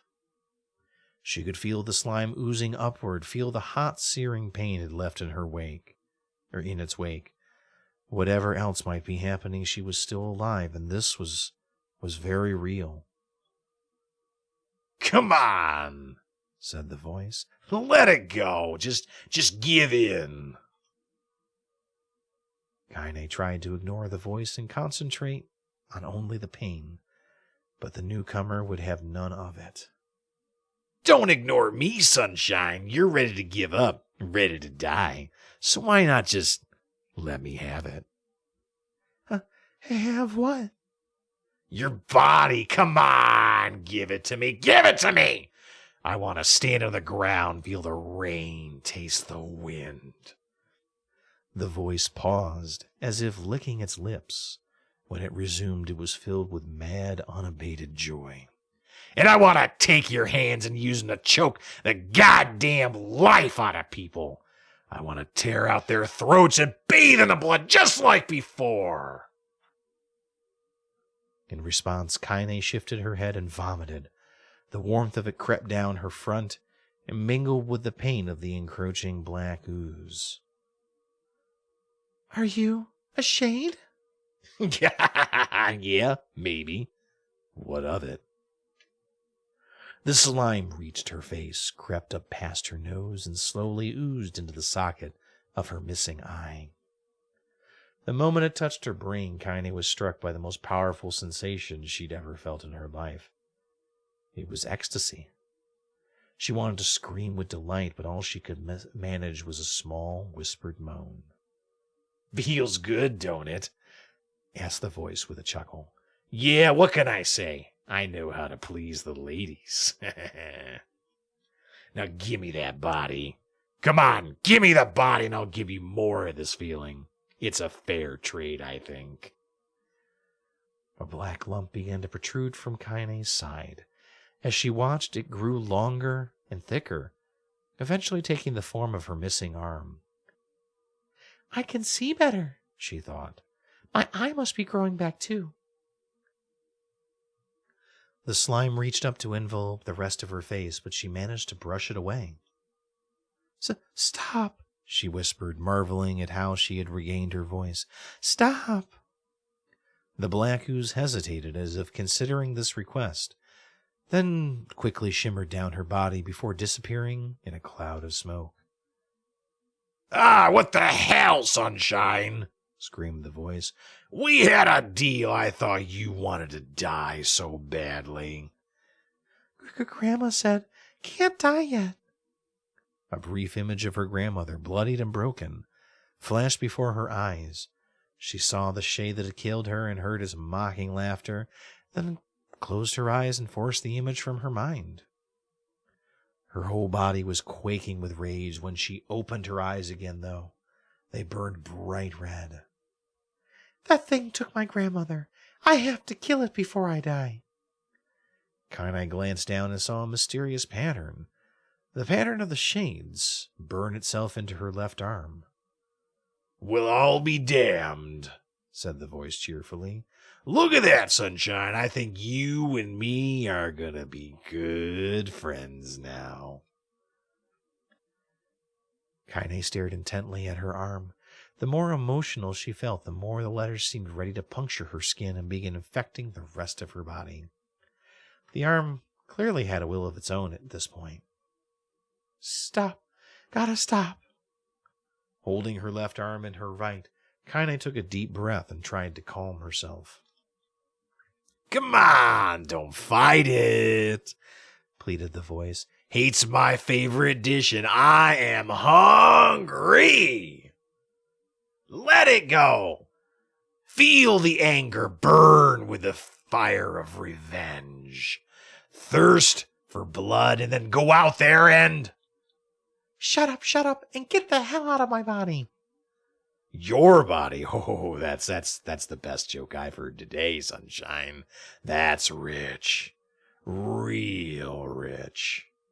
Look, why don't you just up and die so I can have this body all to myself? What do you say? I bet those buddies of yours in the area would love to see you dead. Kaine grabbed a nearby shard of glass and tried to saw off the shade-infected portion of her side. Before she could, her darkened left arm grabbed her right wrist, crushing it.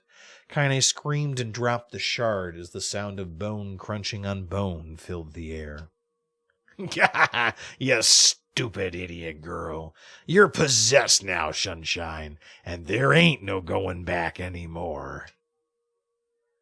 The voice laughed again, a loud, long wail that seemed to go on without end. Possessed? Whispered Kaine. Yeah, possessed. You and me?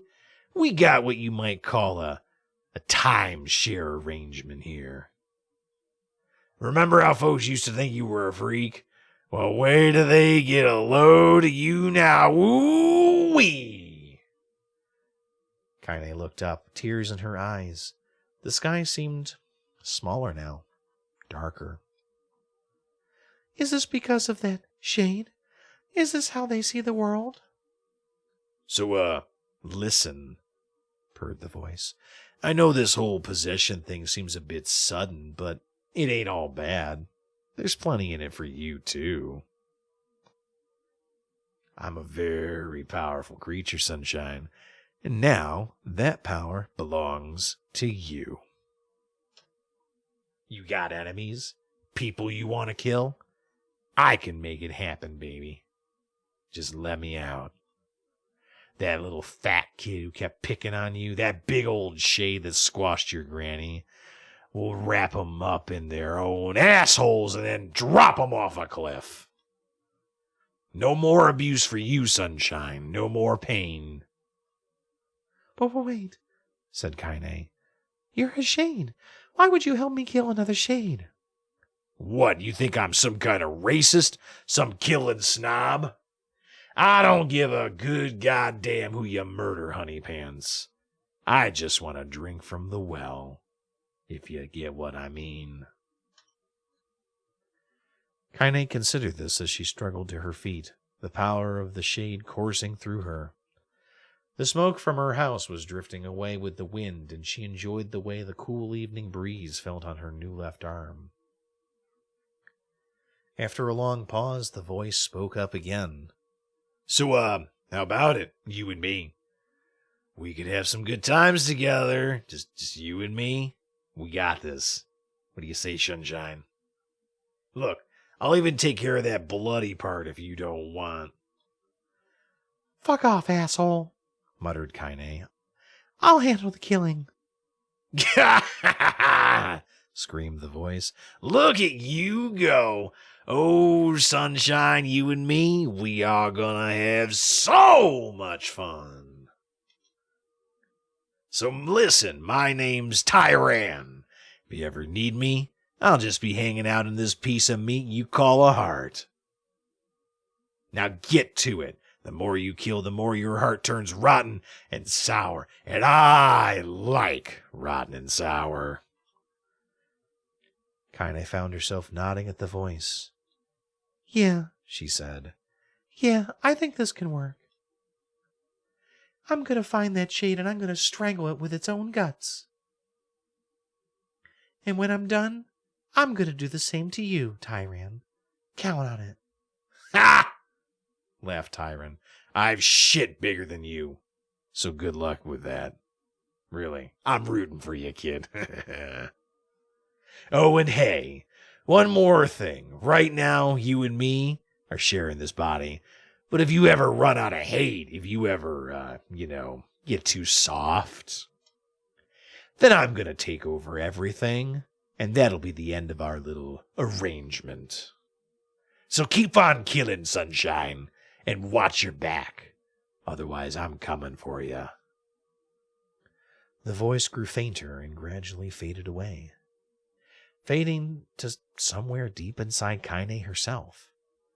Kaine waited until she was sure the voice was gone, then waved her new left arm around a few times. It feels perfectly normal, she thought. It feels like mine. Desperately, she began poking and prodding at the Lu limb, determined to find something wrong with it.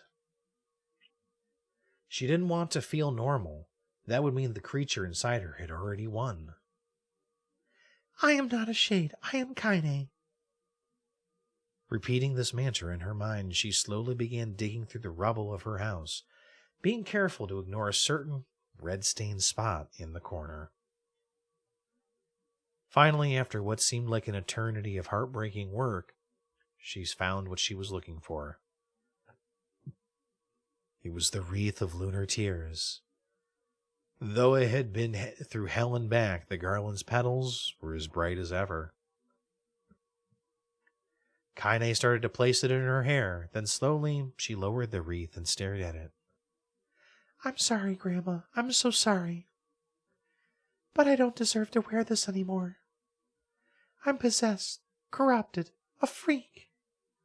And this time I don't think there's any going back. Holding the flowers to her heart, Kaine fell to the ground and sobbed. As night gradually lightened to dawn and the people of the area rose to their daily lives, she remained in that position as if tears could somehow wash away the horror that now infected her world.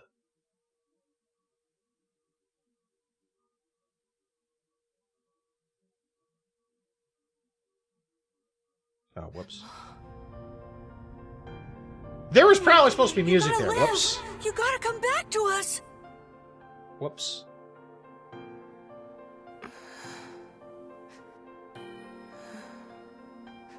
Not gonna lie, I had fun with Tyrian's voice. That was fun.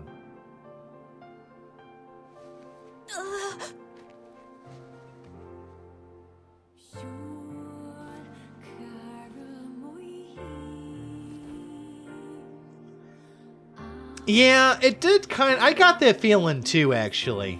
That makes sense. Emil, you were the one calling me. But we Weren't know you? why her arm is wrapped now, I'm pretty sure. You still recognize me? Hey, Wish, welcome on in. How course. you doing? I knew you right away. Thank you, Kaine. Welcome back, Kaine. Wow, you grew up. Just a little bit. So, how long has it been? 5 years. He's still a lime. Hey, D.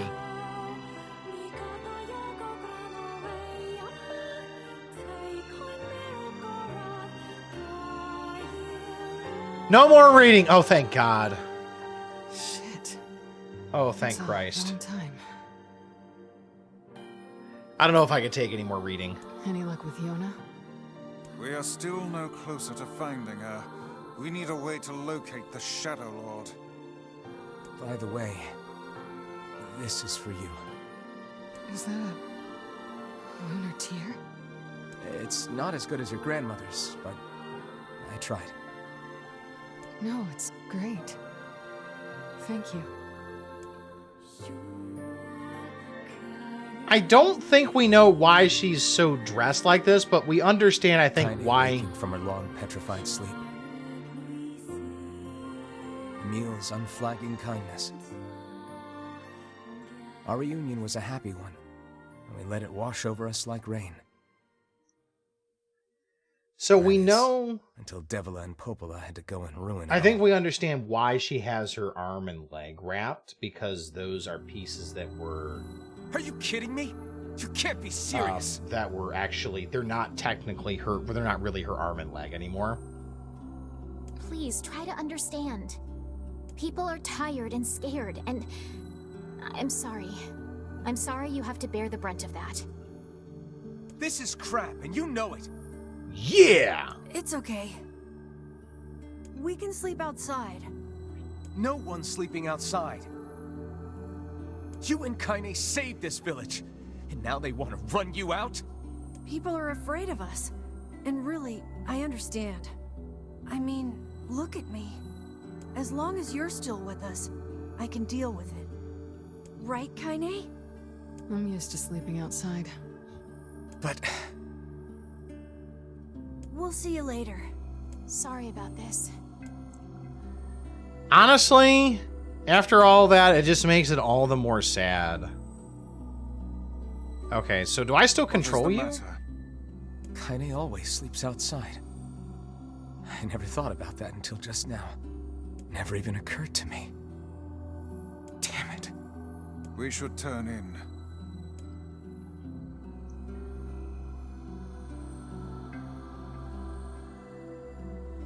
I didn't get much sleep that night. For the first time in my life, I hated Devola. For the first time in my life, I doubted Popola. But those feelings are pointless in the end. They said and did what they did for the sake of the village. To protect it from the horror of the Shades.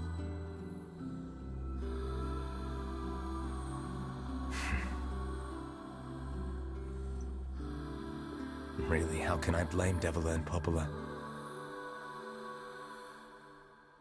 In the end, I'm just as bad. Because I never once stopped to think about Kaine and Emil's situation myself. In all fairness, Emil's situation kind of changed very recently. And Kaine, you don't really know much about her situation, so again... I think the novella's done. The fact that we've seen multiple scenes in a row kind of tells me it's sort of done. Like, yeah, we're just getting cutscene after cutscene at this point. I think we are to the point where we're actually potentially playing again. I should apologize to Kaine and Emil, but what good would that even do? I got a fire going. Wait, is that... Campfires are weird.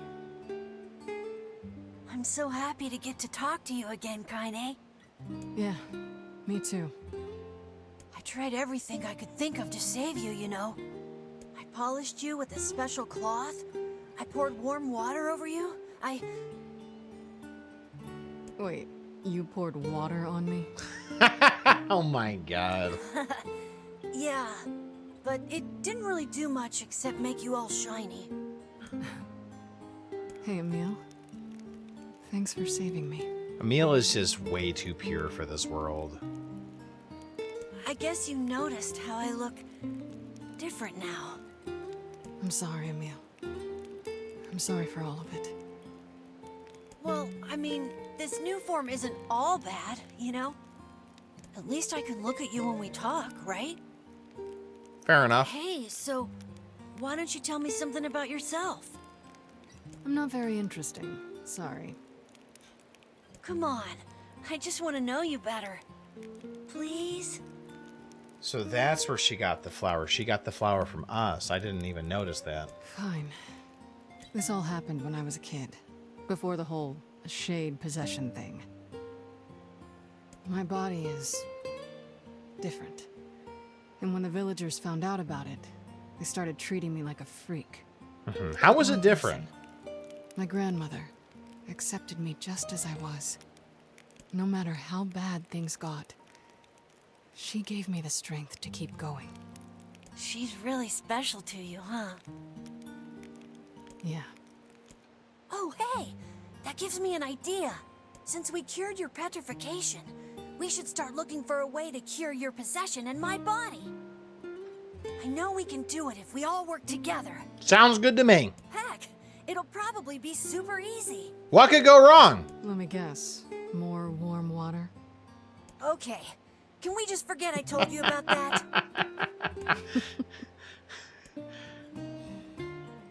They're really cute together. Like, it's almost like a sibling kind of relationship. Like, older sister, younger brother.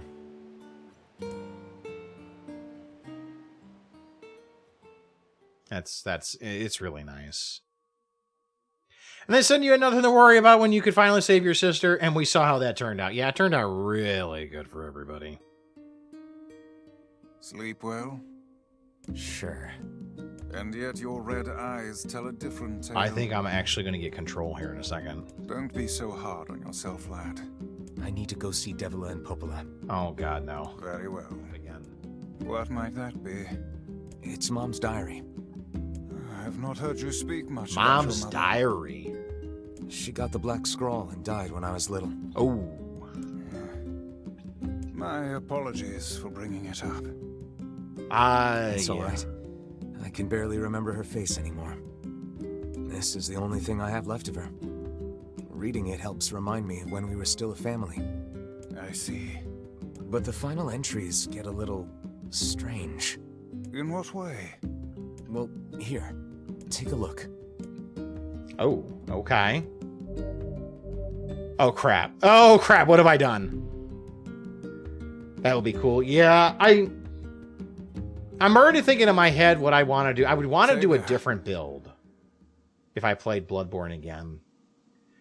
Blood Tinge is the first. I kind of want to do like a Blood Tinge build because I've heard they're really good, but they take a little bit of more skill than most other builds. Like playing something with Chikari, the little katana thing, might be kind of cool. But I, of course, couldn't do it until much, much later in the game. So I was just pleasantly surprised. RE8 is only 25 gigabytes. You don't see that often nowadays. Really? Either that's super compressed or it's really short. I still haven't played the demo. I was watching somebody on Twitch actually start playing the game, though. It looked really good. RE8 looked absolutely fantastic. Can you not hear me?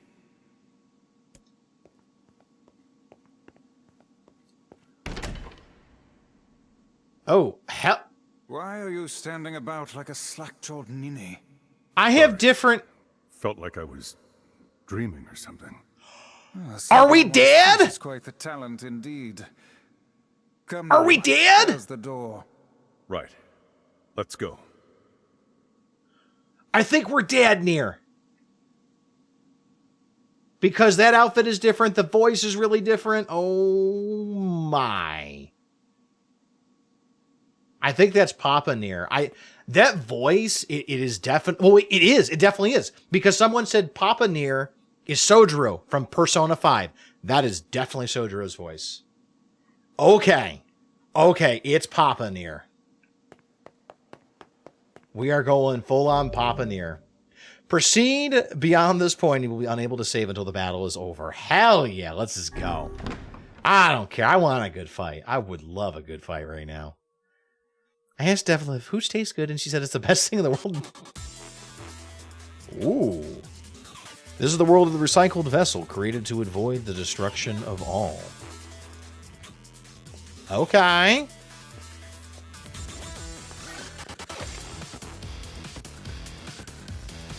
Oh, hi. Stupid bats. All right, downstairs.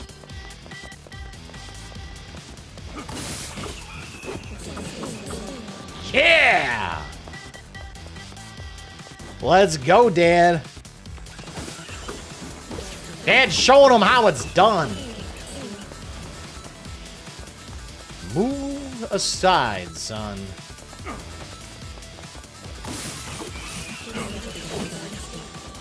Yeah, I feel like I'm a little bit overpowered for this. But this is the tower from the very end of the game, isn't it? At least it looks very much like it, because this is the staircase that we were chased up by the boar, right?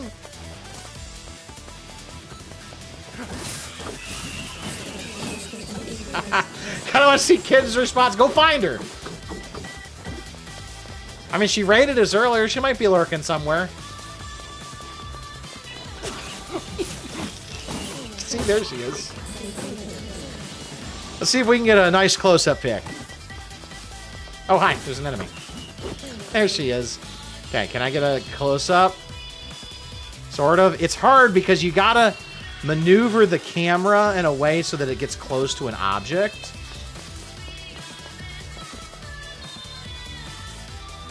There we go. Oh, there you go.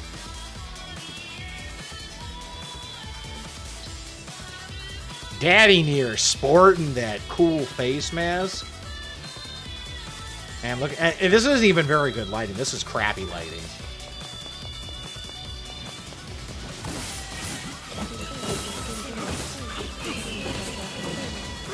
And Papa is just kicking ass.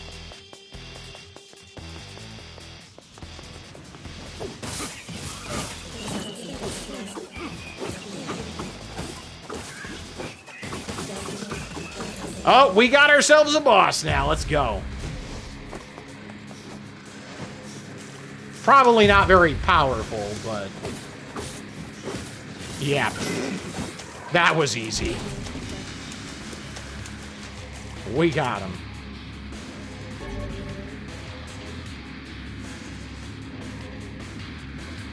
Medicinal herb times 3. D3 initially to Dante from Devil May Cry. Now I own the HD collection. Oh, the Black Scrawl, a lost destiny, a white book, a false truth. Ooh, okay. So we're just kind of... I don't know what the deal here is, but we're just kind of going through areas.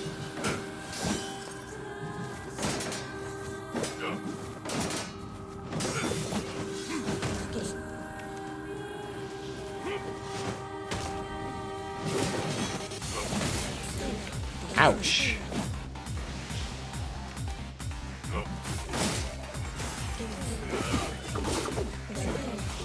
Get wrecked. Bam. Gotcha. Got. Oh. Dodging.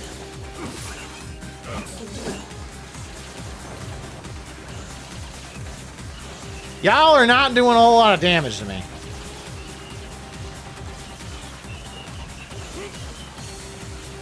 Yep. Oh, you finally hit me. Good job. Nope, nope, nope, nope. Not this time! Daddy Dante. Oh. Dante in DMC5 looks pretty dope. Yeah, it's very stylized and very intentional. It's almost like it's I don't know, it's almost like it's not even saturation. Soldiers of Salt calling forth white death. They are legion. Oh. It's almost like it's using a decreased color palette. Like going from 32-bit color to 16-bit or 16 to 256 almost.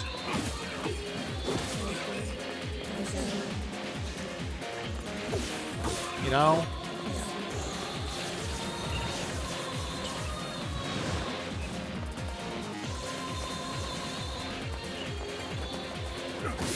Okay, so far I'm not breaking a sweat.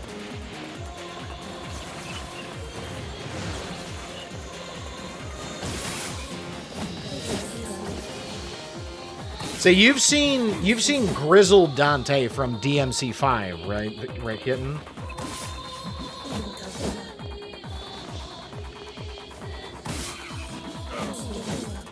Yikes.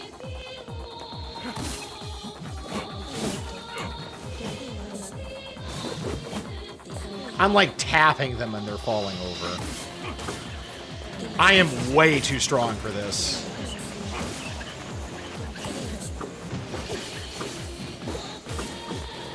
Go. Oh, ow. You butt face.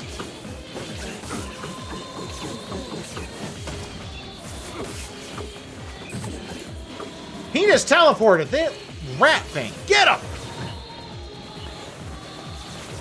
Oh, that's right. You do magic reflect. That's right.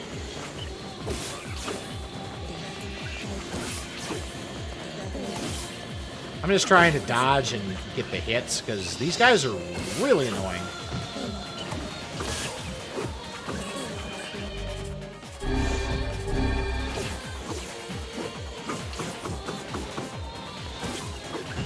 Stop it!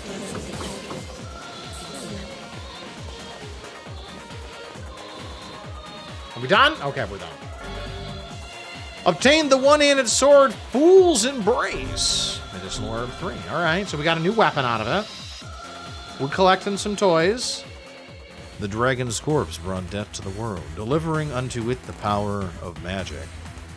Oh, here we go again. Oh, that was sneaky as shit. They spawned in front of my character where the character actually hid them from view. Oh, that was sneaky.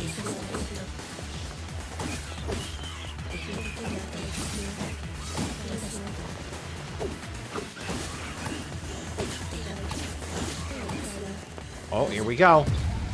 Oh, hi! Okay. Oh. Okay.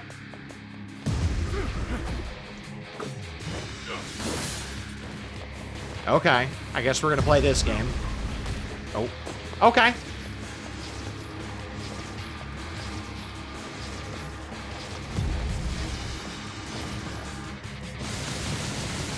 There goes like most of your health, so screw you, buddy.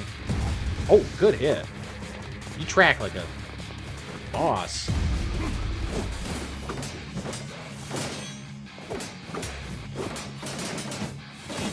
Okay.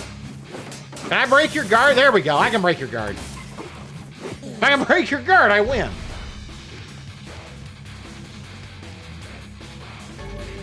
Obtain medicinal herb 3. All right.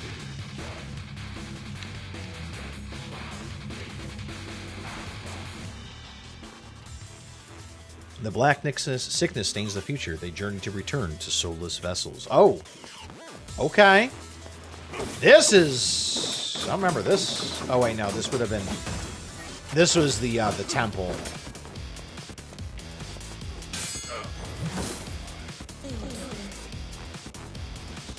Come on, buddy. Bam! I win. We done? Oh, no, no, no, no, no, no, no, no, no, no, no, no. Not this bullshit again. Oh, cool. It gave me that. Platforming. My one weakness. Okay, apparently I don't have Omni Guard. Okay, I'm done playing.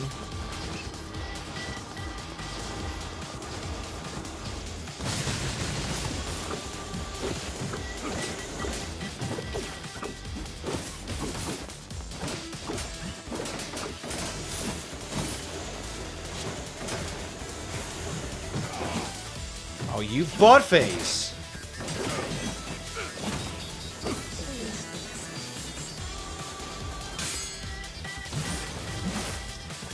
Okay, cool. Got him. I need to kill that guy, like, right now. Or it could just decide to lock onto some other asshole. Jesus, game. Why you do this?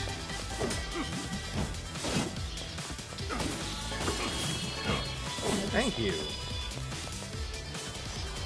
Come on.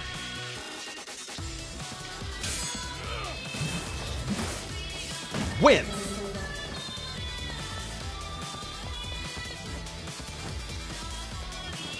Okay.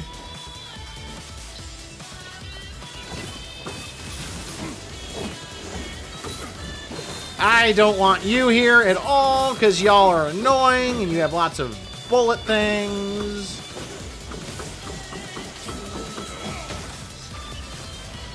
Here, how you like my bullets, bitch?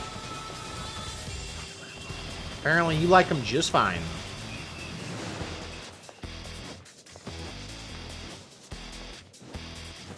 Okay, I'm doing good. Oh, no, no, no, no! Oh, you asshole.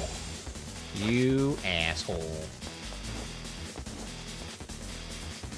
I was doing good, and then that dickhead decided to show up and be a dickhead. Alright, we're done playing.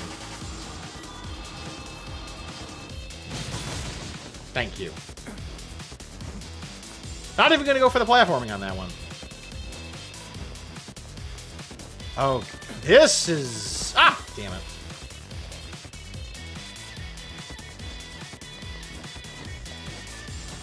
Okay, cool. Oh, hi. Hello.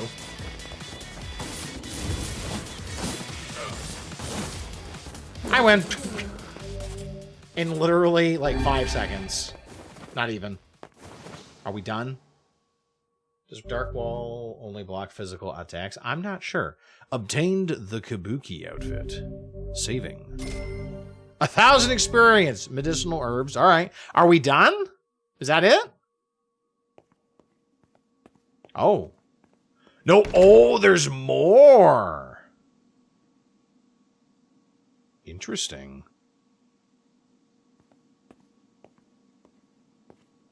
There's more. There is more. Papa NieR is about ready to go kick some booty.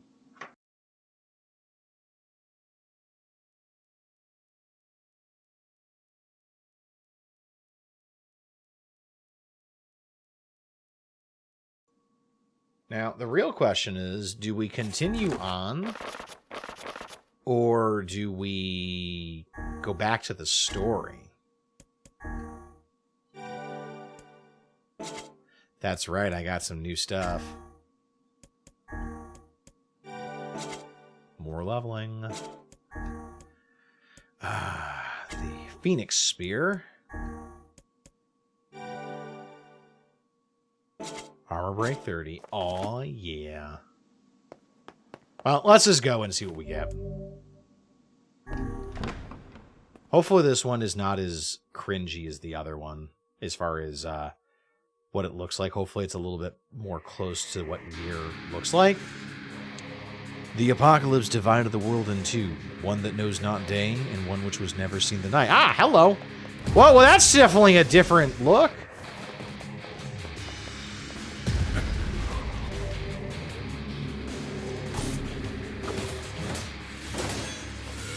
Apparently, I can't do certain things in this room. Blade wielding... Oh, shit. What is blade wielding tiger? Is blade wielding tiger my attacks? Oh, God.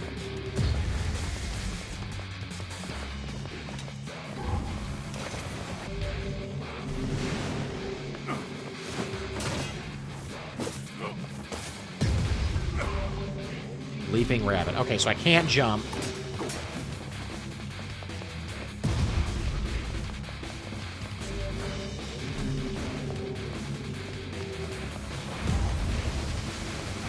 Come on, just die. Just die.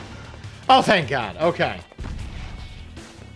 This could get really interesting really fast.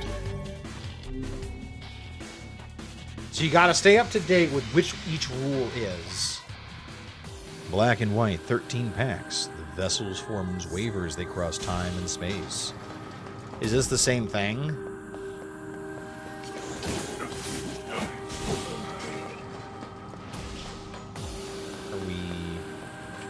Okay, we're just gonna go this way. Okay.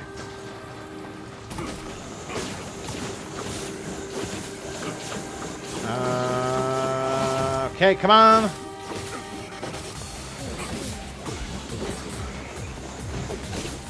It's some sort of darkness filter this time around. Like everything has got kind of like a twilight hue to it, like dark and...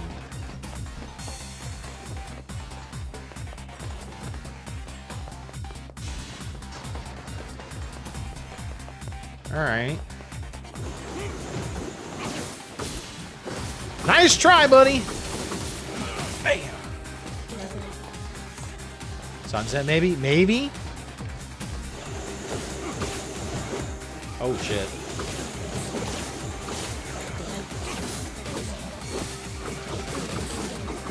That's alright, we got it, though. I'm actually kind of able to power through a lot of this just because I'm so strong. This spear is just carrying the day. Boss fight? It seems we have been shut in. Indeed.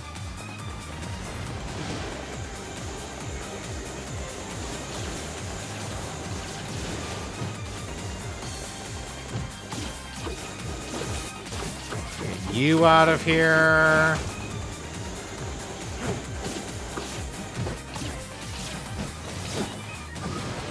Use the seeking to get rid of whoever is out here still. Oh.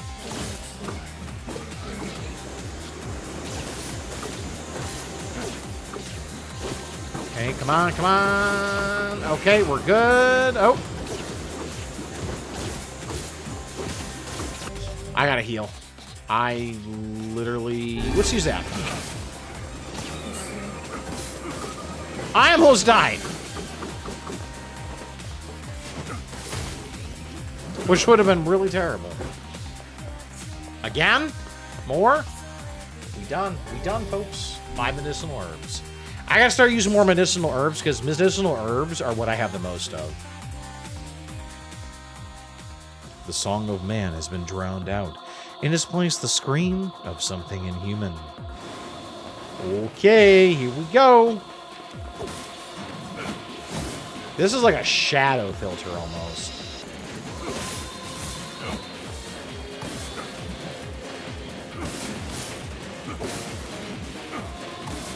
Okay, we're doing all right.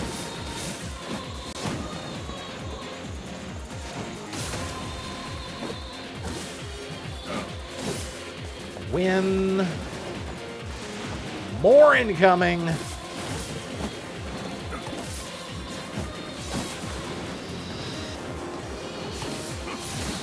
Yeah, this is the DLC. We just kind of stumbled across it, Gak. How we doing, buddy? How was the rest of your show?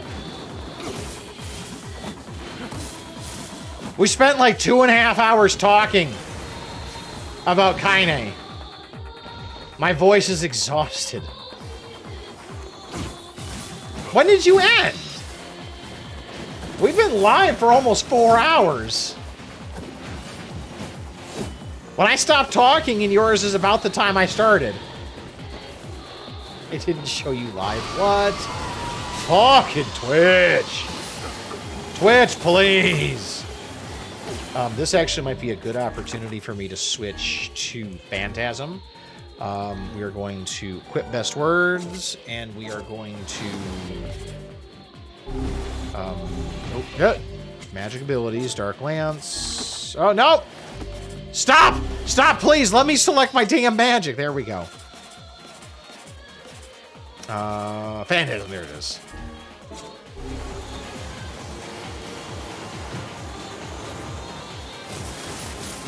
Get him! Okay, that was kind of cool, not gonna lie.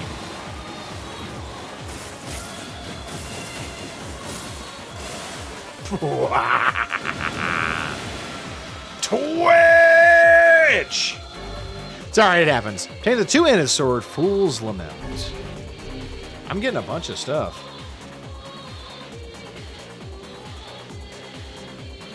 It's okay, stuff happens, buddy. How'd everything go? Hopefully you had a good time. The sky falls with the dragon. The world ends this day. Oh yeah, buddy. You ready? You ready? Let's go. It was fun? Good.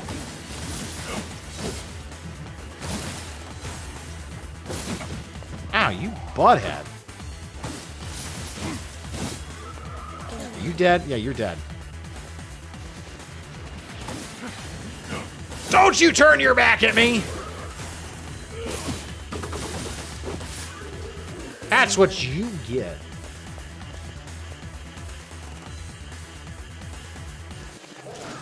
Oh, he went for the debate route. Oh, you dickhead.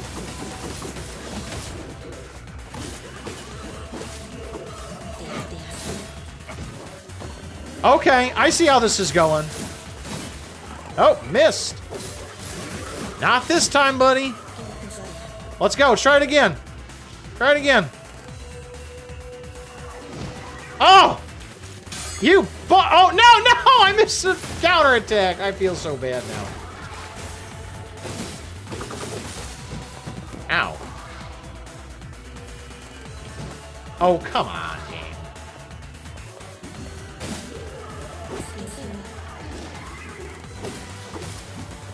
All right, now that we've got like more than one of these, I think it's okay to use Phantasm.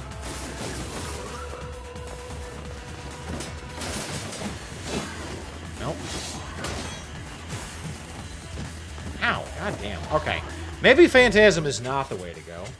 Maybe we need to go back to our friend, the Lance.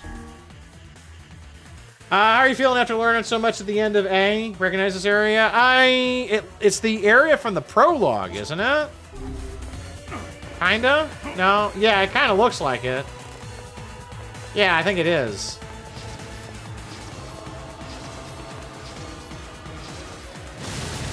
Yeah! Let's go, Papa NieR. Oh, I like his stance for charging magic. His spears look a little more beefy, not gonna lie.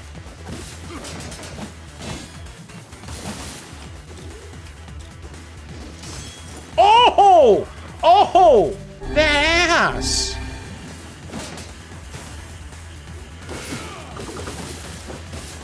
That ass!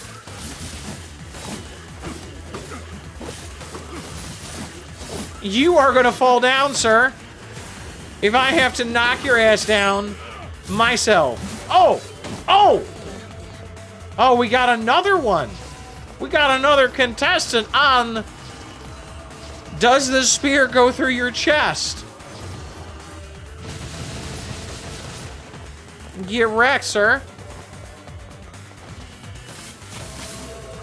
The price is wrong, bitch.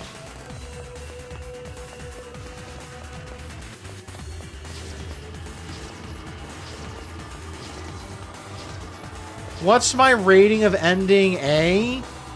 My rating for ending A is C for confusing. And S for sad.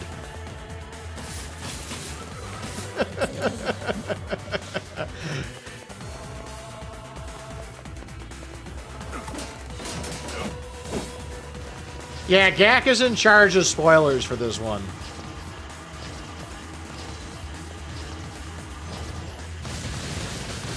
Let's go. See, I love this insta-kill when I knock their asses down. Oh! Oh, God. Oh, God, he's charging me. Oh, I don't even need to spend that much magic because I just execute. Oh, oh, you're not... Oh, it's not an execution? What? Oh, that's right. He breaks through my guard. I forgot.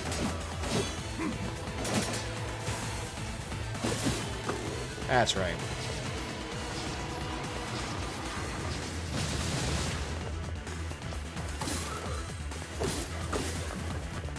I should have just executed again.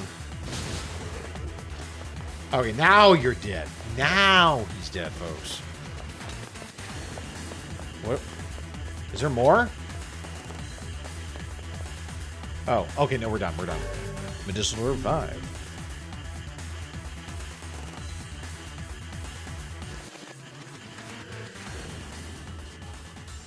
The puppet priest collects the accursed prayers and polishes the vessel. Oh, oh, not this filter again. Oh, I don't like this. Oh, this looks gross. Oh, oh, shit. First person? Oh, God, I might be in trouble.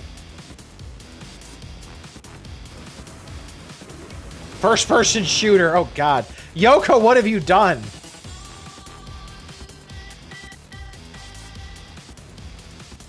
Uh-oh.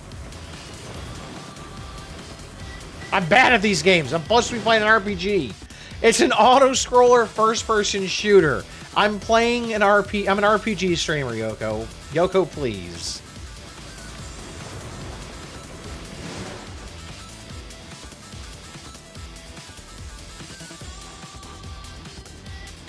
This music would be right at home in Devil May Cry, though. I'm telling you that right now.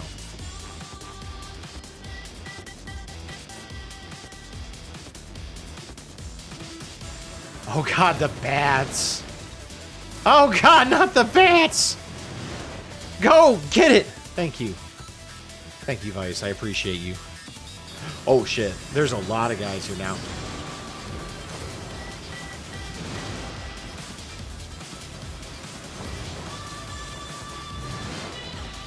Cool. Oh, there's a lot of guys still. Thank you.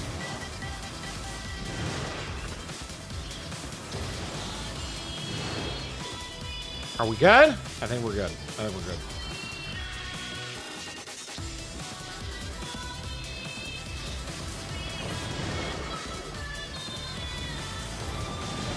Yeah, you can't block my magic, goddammit. Now, am I getting off here, or do I just got to go around the whole damn city? I hope the answer is I'm getting off here. Nice.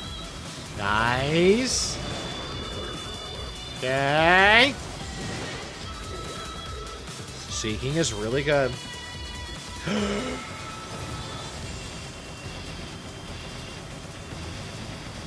It's the boar. Oh, thank God.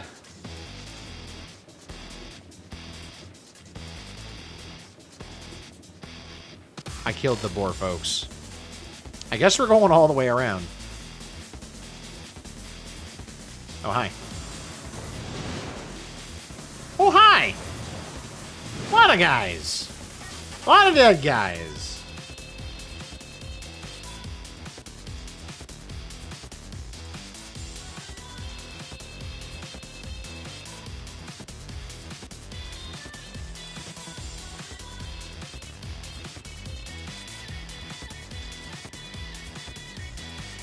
And before I miss a new enemy spawning and get absolutely trashed.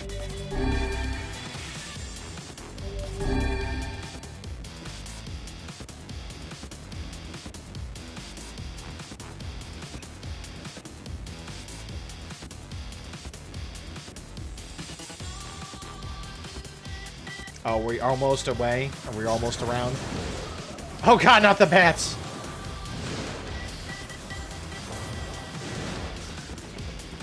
Oh god, so many bats! Get him! Oh my god! Just kill the bats! More seeking! More dots! All of the dots. Okay, we're good. I think. Can I get off the ride now?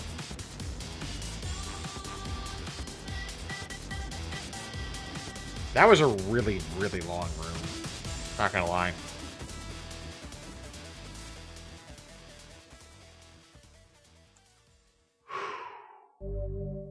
Obtained the samurai outfit. 4,000 experience. Okay. 10,000 gold. Okay. Okay. All right. Is there another one?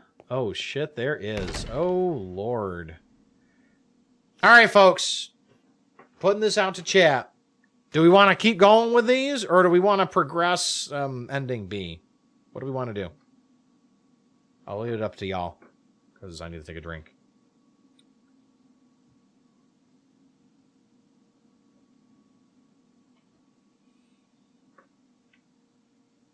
Keep going.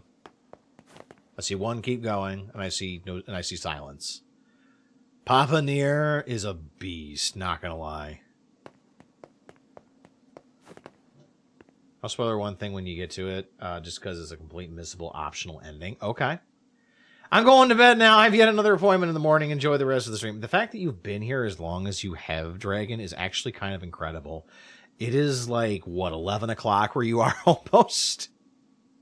Thanks for sticking around as long as you did. Have a great night. Hopefully the appointment tomorrow goes well. Okay, I guess we're going to keep going. You sense something terribly sinister beyond this door. Maybe difficult to endure what waits on the other side unless your soul is at least level 33. Okay, well, what level am I? 28. So I probably should come back later for this one. Okay. So, well, actually, I don't know. Do we YOLO strats this, maybe? Do we YOLO this, or do we come back later?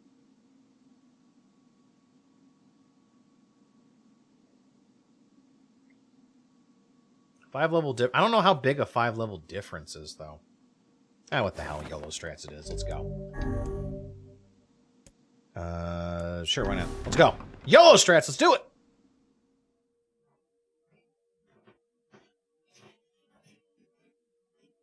I love me some YOLO strats. Because I love my YOLOs. They make me big and strong. So long as this memory exists, as long as mankind has hope, a bloody battle will be waged over the holy domain of the body. It just means I probably need to play better than normal. Than what I've been doing.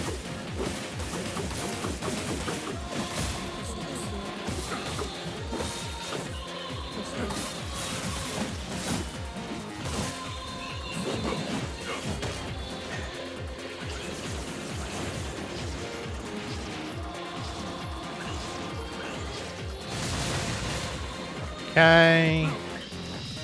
Stab to finish. Nice. Oh, I don't get a stab. But I do get that. And boom.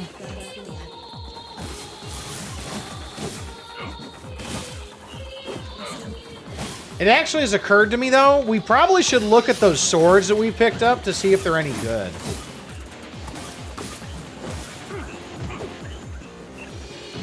Ow, okay. Alright. I get it. Y'all have bullets, and you suck.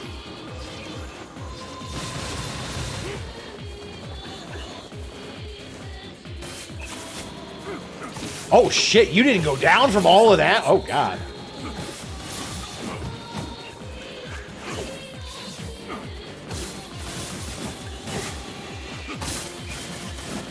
Okay, all right. I'm fighting.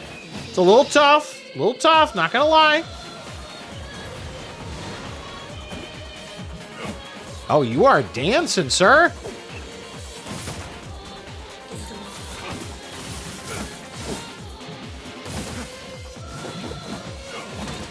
Oh, here we go again. We got big ones now.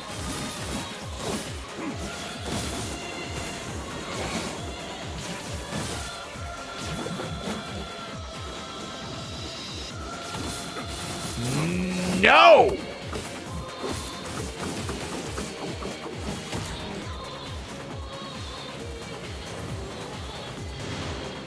Get him!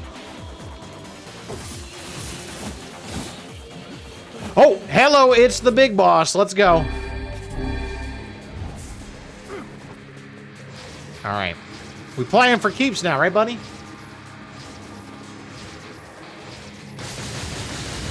Okay, that's a problem for me.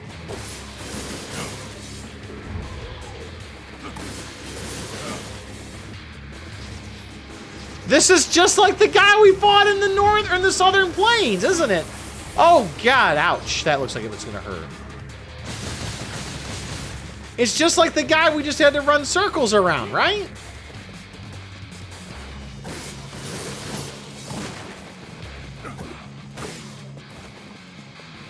Just gonna be like that.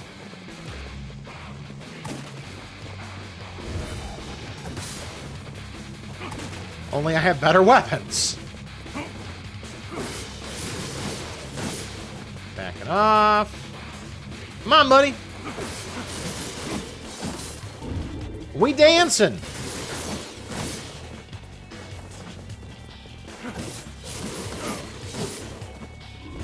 This is exactly the same fight.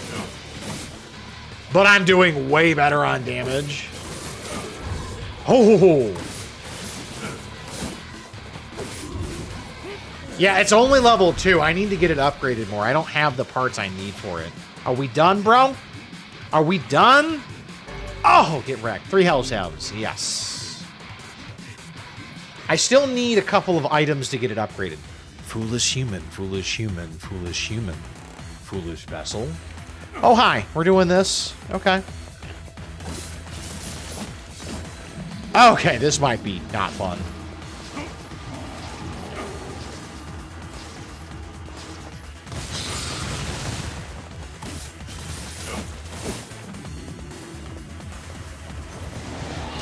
Okay. Now we're really having a good time. I'm actually impressed that the other ones aren't trying to kill me yet.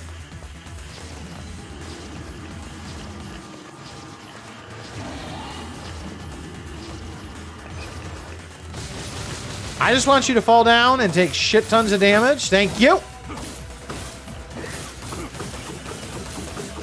Oh, almost got me. Oh God, here we go. We provoke boar number 2. Oh God, almost provoked number 3 too. I think that we actually just get infinite shades until the boars are dead. I think.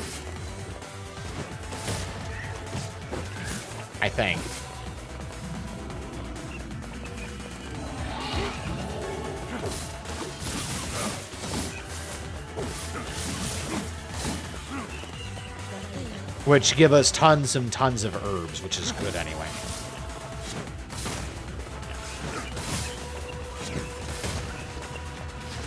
Okay, we're just gonna wander around, charge up our magic while we're waiting for the other boar to wander away so I don't aggro him too. Come on, buddy! There's an object there! Get out of the way, thank you.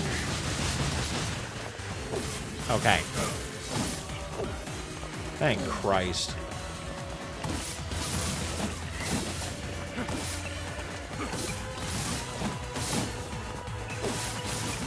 He keeps backing up. I think he's trying to charge, but he can't do it if he's too close. Ow. Okay, that's actually a lot of guys. Missed!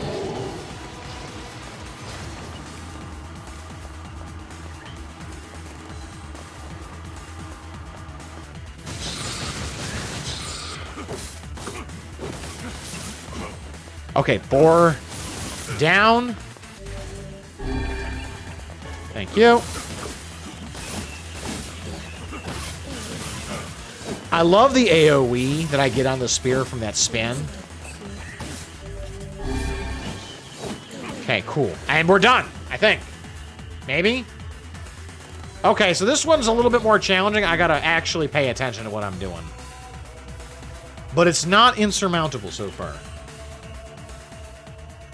All was paid, all as sacrifice.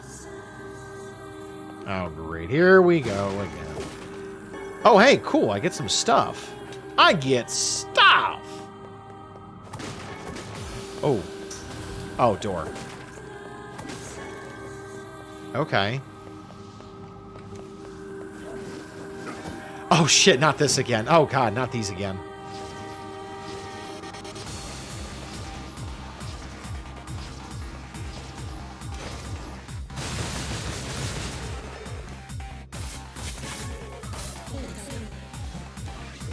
Oh, thank God I got him whole. That was promising to not be fun.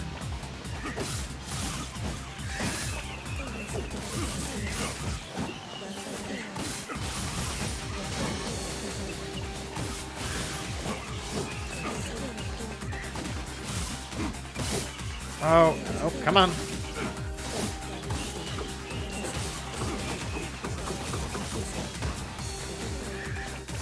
All right. Come on. Give me my spin. Give me my spin.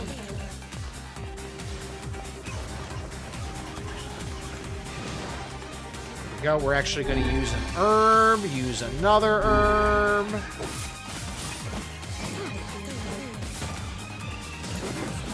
Nice. Easy. Easy peasy. Let's go. Through the door. Uh-oh. Seems we have been shut in. Fantastic. That went so well for us last time this happened.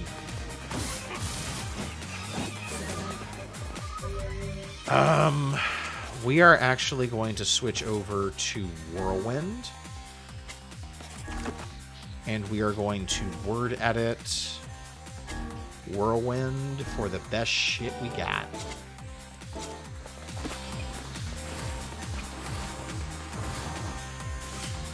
There we go. Now the unreasonable cheating begins. Surrounded by hordes of enemies, use Dark Whirlwind. The next great product from NieR Industries.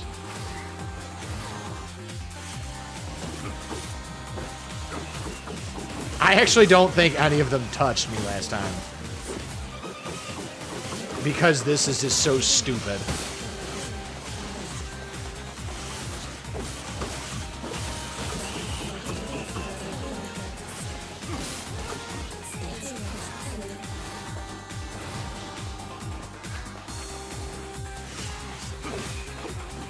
It's just so ridiculously OP. I'm just gonna put a damage barrier around me. Good luck, have fun.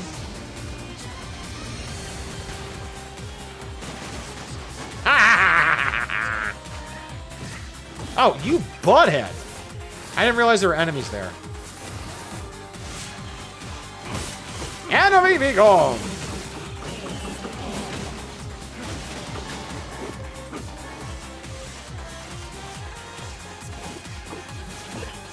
It even takes out the orbs. Oh, God. Oh, this is just unfair. The only thing it can't handle is the damn shields. In which case, I just kill those. All right, here we go. Boss fight. It seems we have been shut in. Again.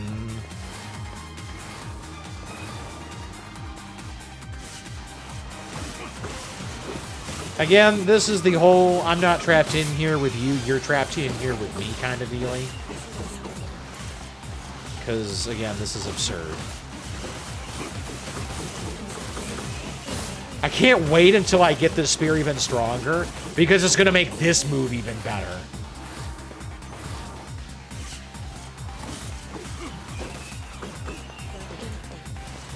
Oh, hi. Hello. Oh, hi. Good hit. All right. Who hit me? That guy, didn't he? Can I lock onto something? Thank you.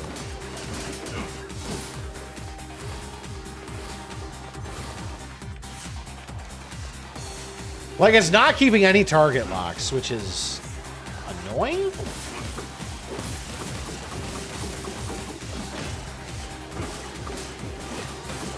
Oh, I'm going to stay away from that.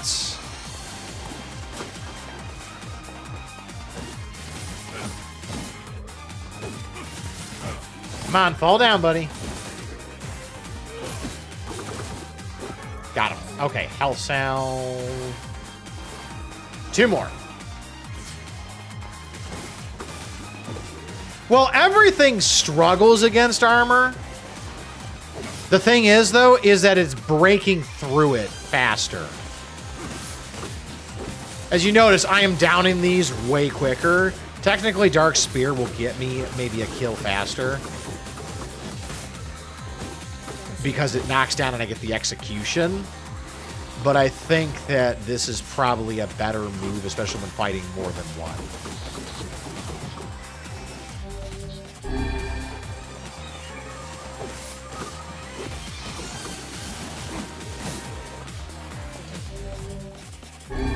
Okay, cool. Wrong game. It's not Garuda's theme. Now fall. Obtain the spear, Fool's Accord. We got to look at these items. We have a bunch of... We have 3 new weapons we picked up that we don't know what they are. Do not bring back the light. Do not bring back the vessel. Do not bring back the future. Do not bring it back. Okay. Very heavy. That's a cool looking spear, though. That's not a bad looking sword.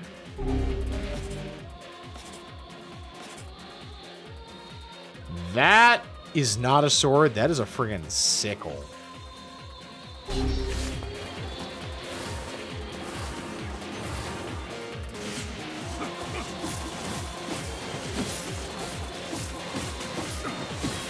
I would too, but that is going to take so much effort, it's not even funny. Like, I'm pretty sure I would need a guide to be able to do that in any kind of reasonable amount of time.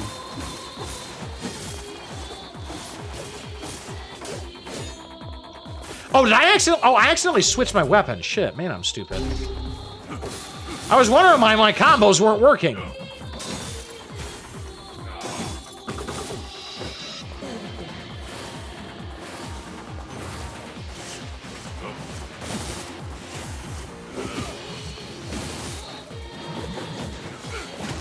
Oh. Here we go again.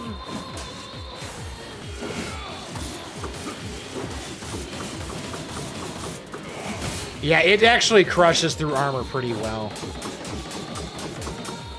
Because they also don't seem to defend against it. See, they're not trying to block it. I don't know if it's just a deficiency in their AI or they can't.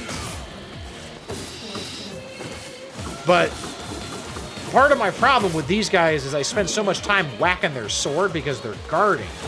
Whereas this just goes straight to the armor.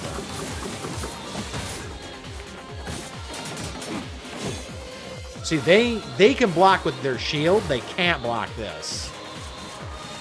It's just going right through the shield.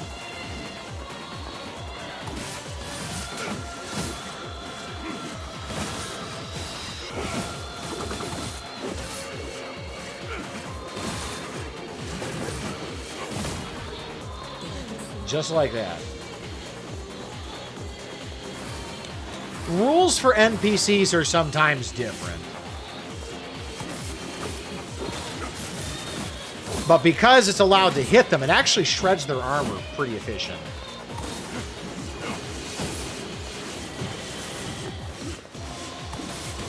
It also takes out the pink bullets, which is pretty helpful in of itself.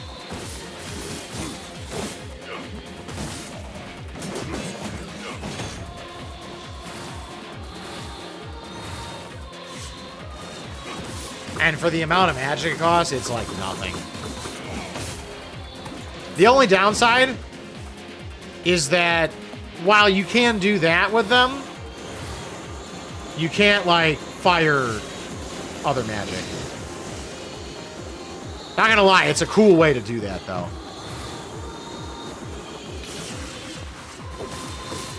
Have the blades explode out when you cast a different magic.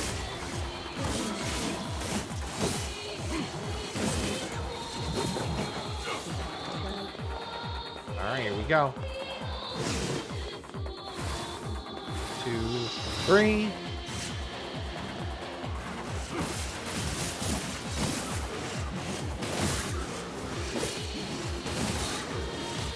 Oh, I got... Oh, shit, that hit hard. Okay.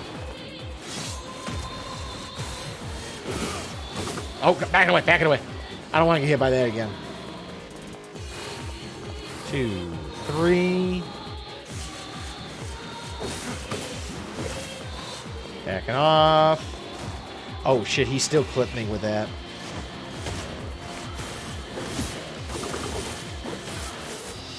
Okay, backing away. Yeah, because I knew he was doing that.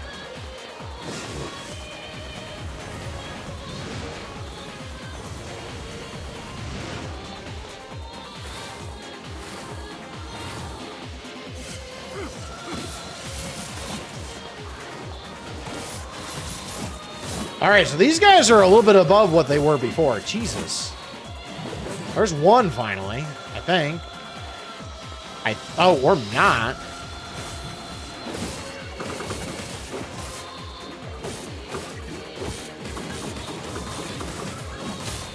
Fall down, thank you. Oh, big fatty back here. Here we go.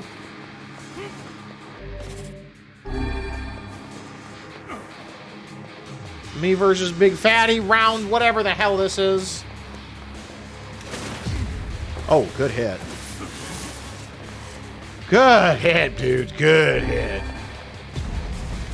In my defense, that was really dumb of me.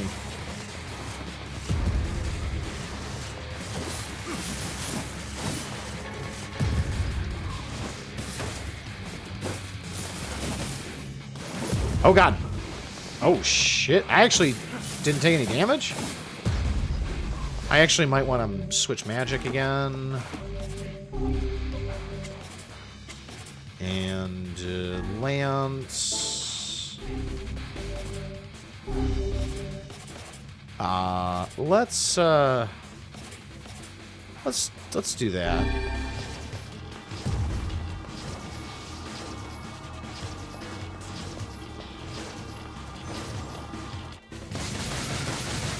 Oh, yeah, get wrecked, dude. That is the first time I've used one of those.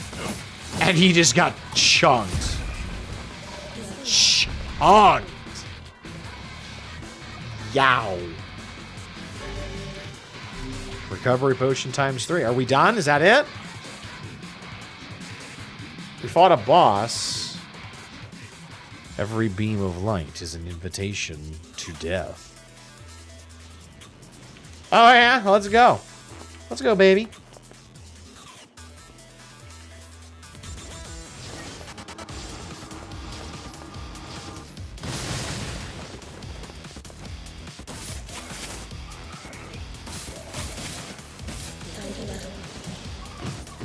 Oh, ow.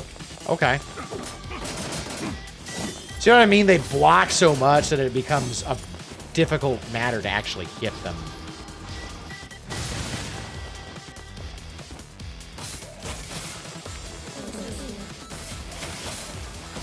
So we're actually going to pop back, and we are going to go back to cheese strats. Whirlwind, let's go. We are going to use a medicinal herb to get us some health back. Are we... What are we doing? What are we doing, folks? Am I jumping somewhere? Oh, jumping down here.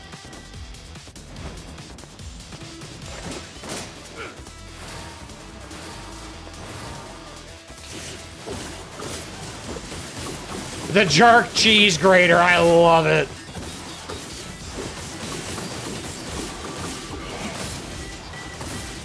I mean, you're not wrong.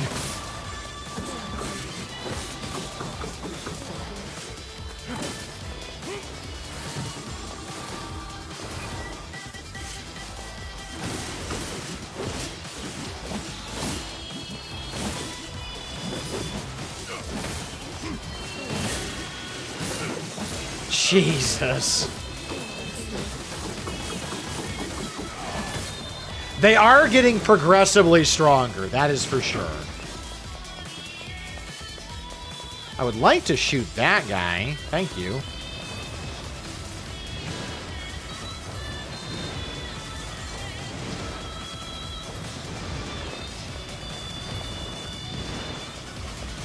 Come on, get out of here, die. Oh, shit, you did your little dancey thing.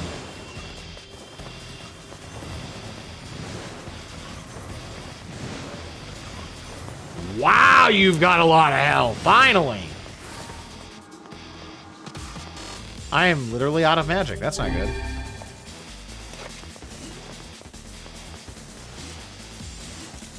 How does it feel? Your move was interrupted.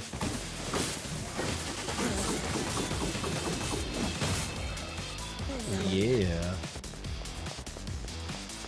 Alright, so let's get our magic back, because that took a lot of magic. And I think, nope. Yep.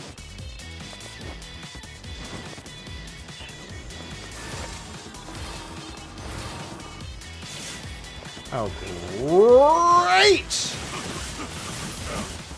We got a flyer up there. Who's gonna do his level best to be as annoying as absolutely possible.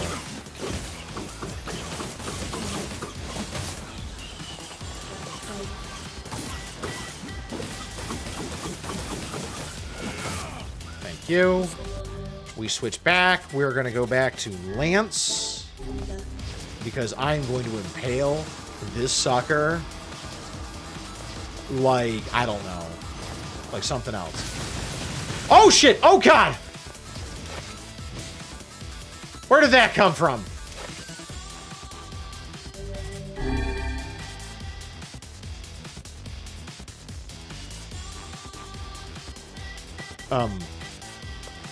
Did I kill it?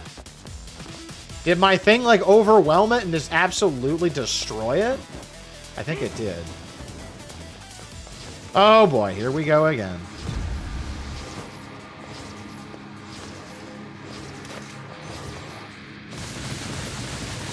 Yeah, I kind of would like to use a buff now. Thank you very much. Yes. Oh, that is not a lot of damage still.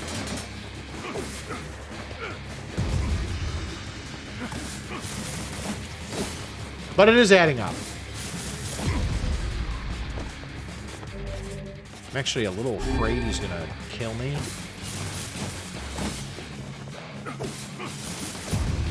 Oh god.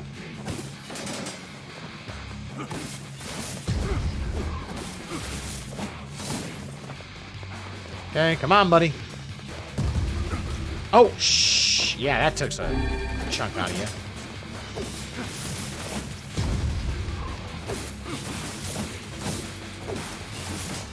Okay, dodgy, dodgy.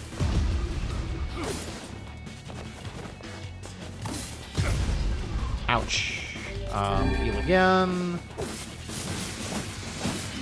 Okay. Woo-hoo-hoo, we got him. No! No, not again! Sir! Sir. Sir. Sir.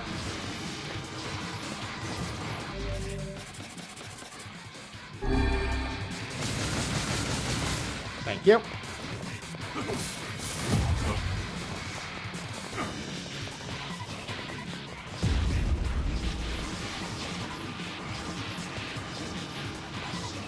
Seven. Thank you. Okay, so apparently oh shit, we're doing this again. So apparently when you use a drop, it doesn't go into effect until the next cast. Oh, God. Jesus, you are a big fatty.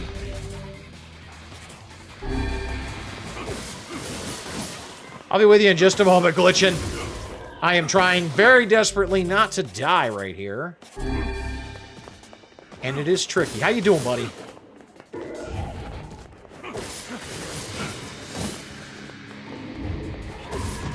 Ow, shit. That was a lot of my health. Are we done after this one?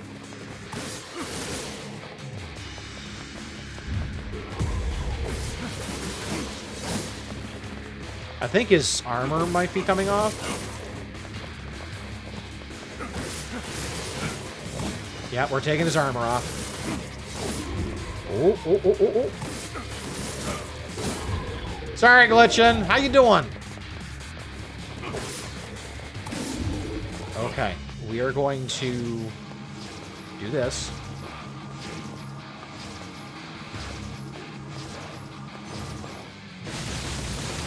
Okay. Oh! Oh, he almost got me. Oh my God. What is this bullshit?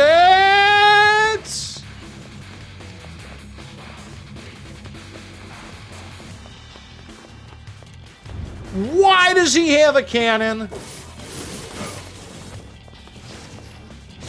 Why does he have a cannon on his face?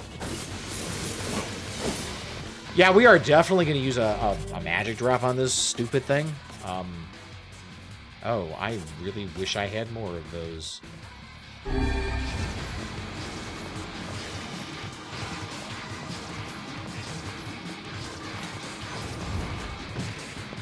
No! Oh, shit. Did the game just crash on me? Oh, shit. The game literally crashed on me.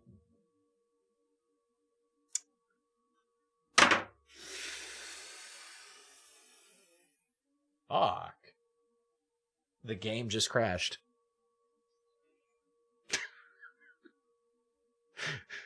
The game could not take me getting hit in the face with a cannon and my spears going off at the same time. It really could not. It couldn't deal with it. So our mistake was going to see the other, was to go to see the journal. That was our mistake. We're not making that mistake again. We're going to go save for starters, which is right yonder. Bam. And it's time to go talk. Hey. Oh, hi. I kind of thought you'd never talk to us again. Well, you're a couple of backstabbing jerks. They're gonna try to kill us later, so I can understand that. I understand you're doing this for the village, and that you don't have a choice. Pretty much, yeah. But look, why don't you go talk to Popola? I think she wanted to discuss the Shadow Lord with you. The Shadow Lord. I'm headed there next. Oh, and Devola? Yeah? Sorry about yesterday. I shouldn't have lost my temper like that. You don't need to apologize. Anyone would be upset when their friends are hurting. Let Emil and Kaine know that we're sorry, alright? Alright. You buttface. Stab her! Kill her to death! I do like the music they make. It's wonderful music.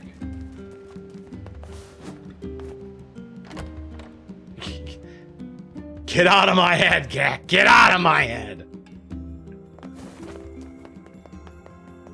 So. Oh. Not gonna lie, I feel really lucky. Because I know what I'm going to be playing. Popola? For like the next 3 months, and I love it. Oh. Hello. Look, I want to apologize for Stop. You didn't do anything wrong. Yeah, but neither did you. You're just trying to protect the villagers. And I jumped down your throat for it. It's very kind of you to say so. Regardless, please don't let it trouble you.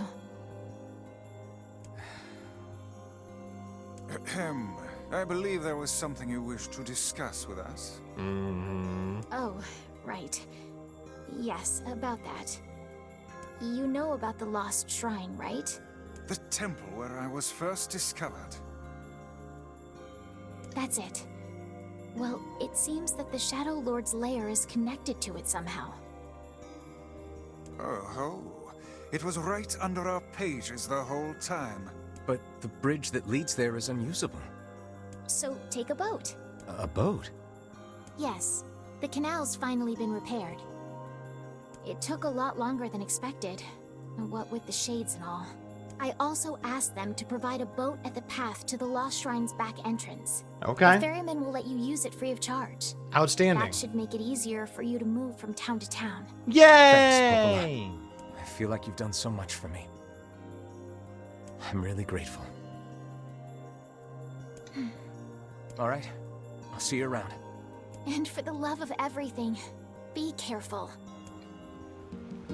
Hey, look who it is. Remember me? Oh, it's the guy who's gonna die. No! That red bag. My pages. You're the slovenly half of that couple who refused to stop arguing.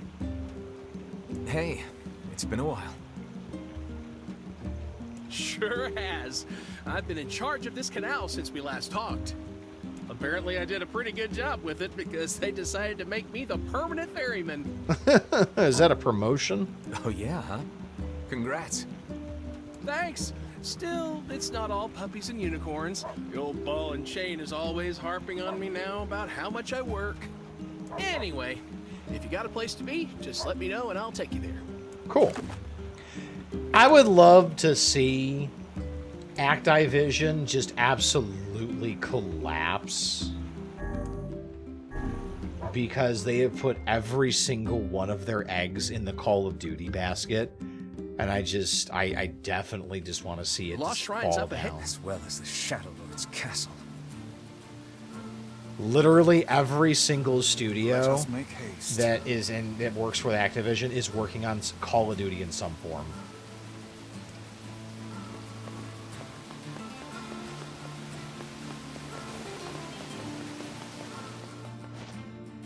Honestly, I'm at the point that Blizzard is just... I feel like Blizzard is dying. What made Blizzard special is gone. Oh, new scenes. Hansel.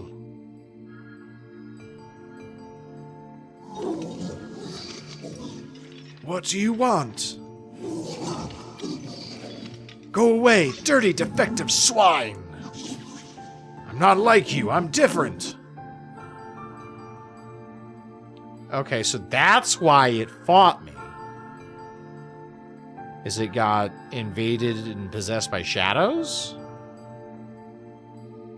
I would love to see new Warcraft and StarCraft IPs. I would also like to see new IPs in general from them.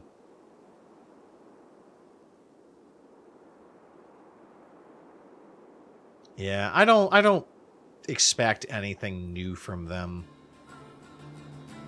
Which is the shame. Because what happens when people finally get bored of World of Warcraft? Or you finally put out an expansion that's so bad that nobody wants to play it. Nothing lasts forever. And their executives would be, well, they should definitely be reminded of that.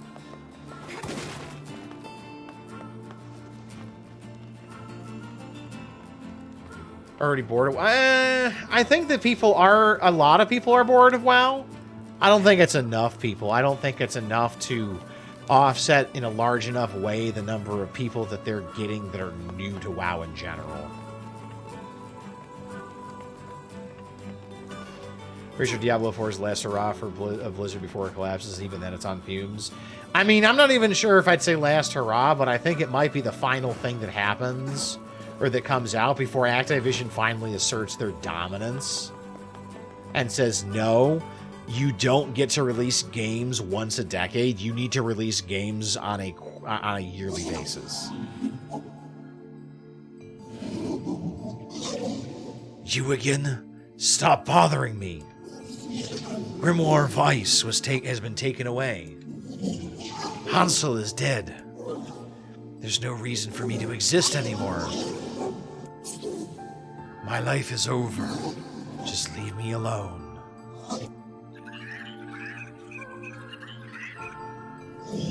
What? Damn, we getting dark here, folks. So here's the thing. I don't know if I want to say that this is better than Automata. It's also sort of not fair because it has the benefit of basically being reworked to learn the lessons of Automata.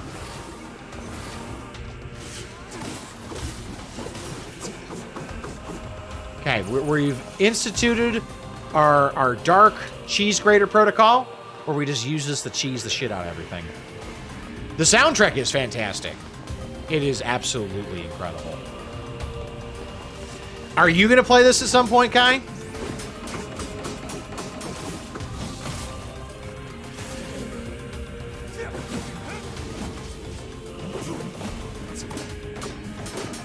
It is based off OG, not the remake. Okay, fair enough. Automata is better than OG. I would probably say that's pretty safe.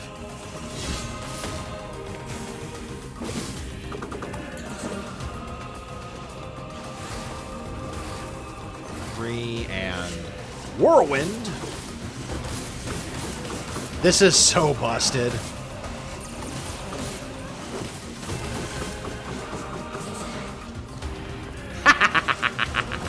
He just got knocked off the damn stairs. Want to play NieR again just because it was amazing? I never had the chance. I never played NieR. I missed it. Oh, really? I gotta do this crap again. I'm just waiting for the revisit NieR's prequel, Drakengard. I looked at Drakengard, like what it was about, and I like, wait, what? How did this game not get more press and more, whatever you want to call it? More attention? Dynasty Warriors with dragons? Sign me the F up, dude. Watch this dark world become to the death of me. If I get into shield dudes, yes. Yes, it will. All too easy. But shielders are actually relatively uncommon.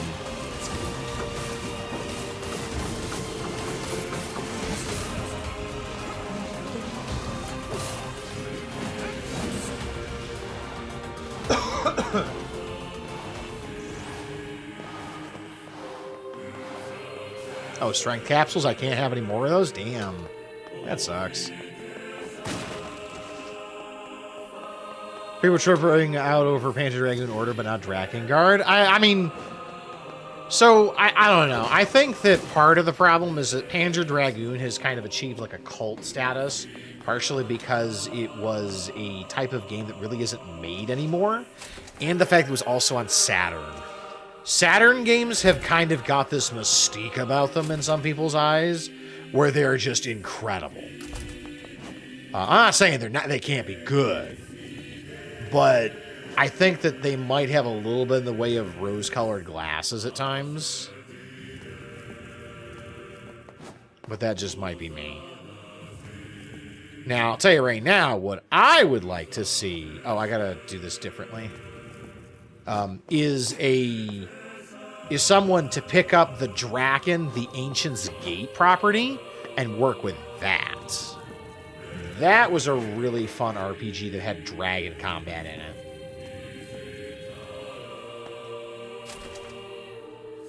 Alright, so I gotta pull that out, pull that out, push, push, pull, and push.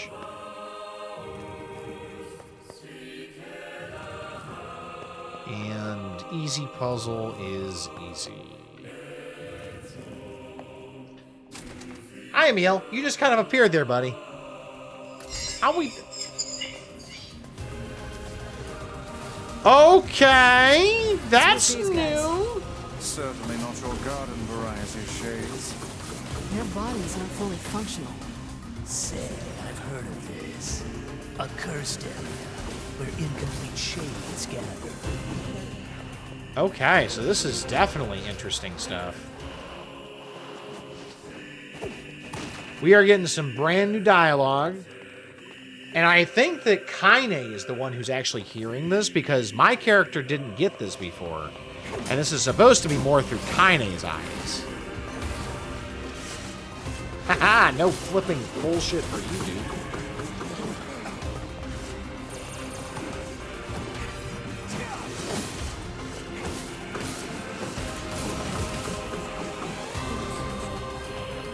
Alright, let's get upstairs. Oh, I almost walked right into that. That would have been bad. I gotta do another one of those puzzle things, don't I? Maybe. Nope, maybe not. Cool. No puzzles! Yay! No puzzles! You suck. I need... the shades can't get through.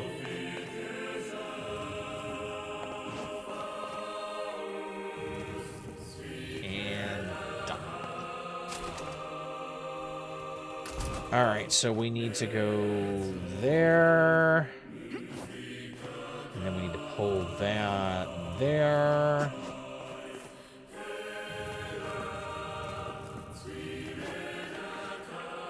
Push it the rest of the way.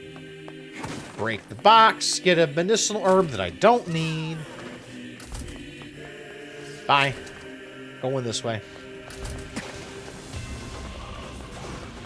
Are we? Oh, I actually gotta fight these, damn. Ooh, that's a lot of guys. That's a lot of guys. That's okay.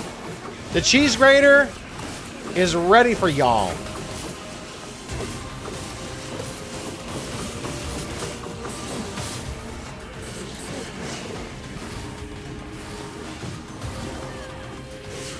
Again!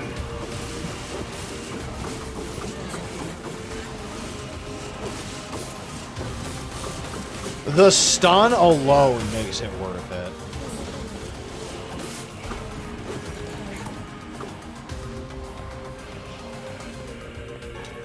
Twisted ring. I don't know what that's for. It sounds like an upgrade material of some sort. I just don't know what it's for yet. Oh, hi. That's right. We've got a boss.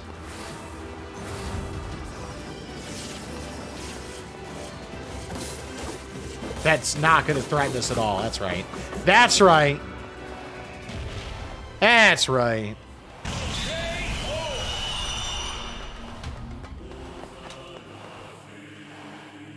That was like the heavyweight champion of the world is walking into an arena with a 2-year-old and knocking him out. I've treated you all poorly. I mocked you, betrayed you, all because you went Gestalt before the change was complete. Went Gestalt? I'm gonna need that to get explained to me at some point. But after all this, I think I can understand you. I think we can speak as equals. This makes me very happy. I hope we can spend the rest of our life.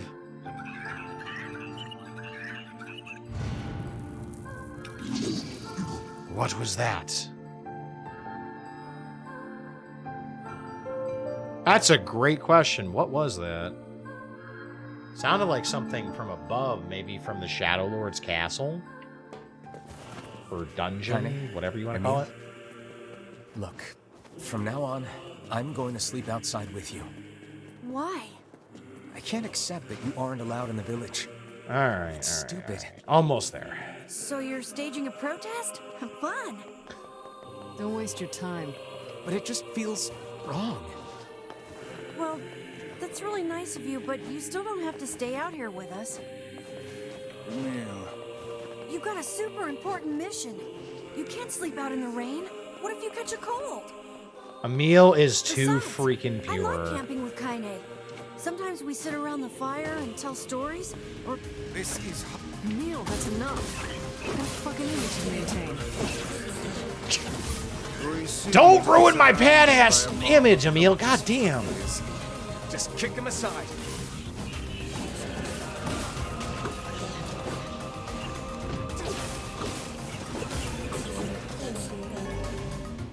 Ooh, a new word.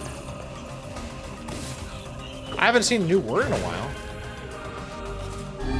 Oh, I didn't mean to do that. I meant to use an herb. Whoops-a-doodles. Alright, inside we go. It's boss time.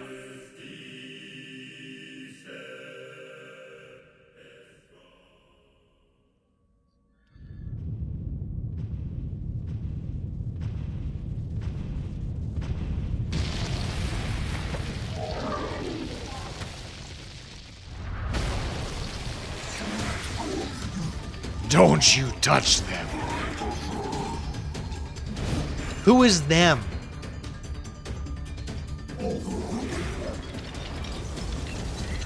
What's going on?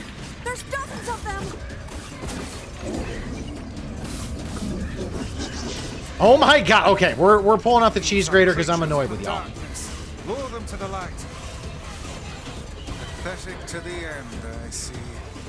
Aim for that statue. It's the leader.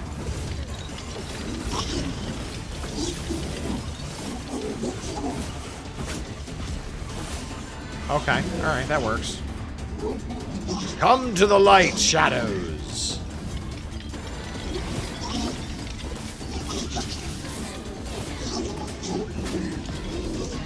Alright, again.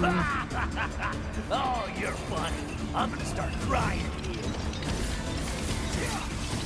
Now we're doing big damage.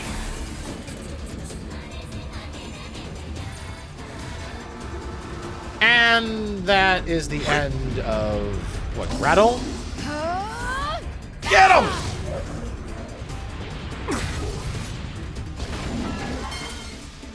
Have you felled the beast? No, not quite. We're getting there though.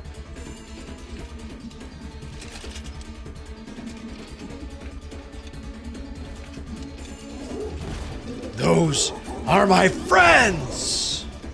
Oh yeah? This is one stubborn son of a bitch. Damn it, damn it, damn it! Hey there, Sunshine. You ain't feeling bad Oh, this ow. week, are ya? Ain't no turning back now. You gotta lust for blood. Embrace the slaughter. All we know is the thrill of battle. Ain't that right, Kaine? And Finishing strike!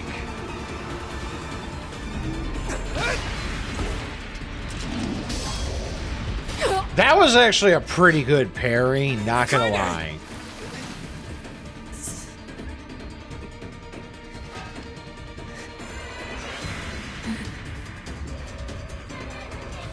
Oh, you're kidding me.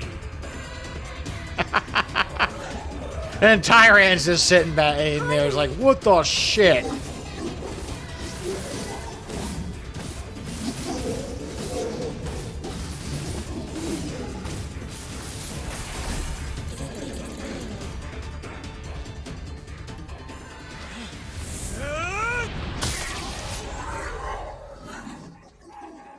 Bye-bye, Gretel.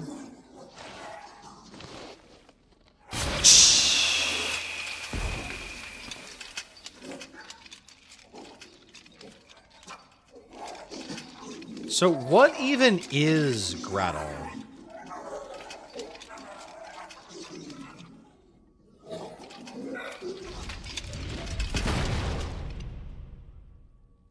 Like, it's not really a shade, but it's not like a robot. It's not like it's not unclear what Gretel is. Are you all right? Kaine! No, I've got a gigantic lance in my chest, you There is little moron. we can do for her. No! Kaine!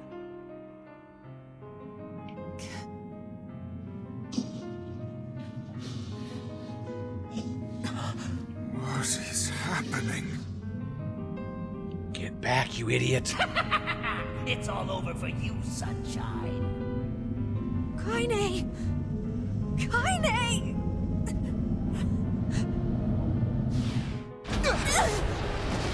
And here we go.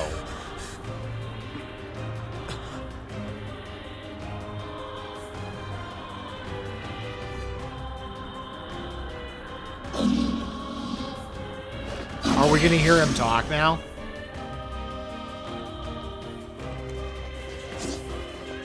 It's Kaine's shade!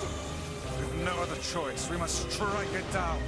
Yikes, the amount of damage I'm outputting is a little insane.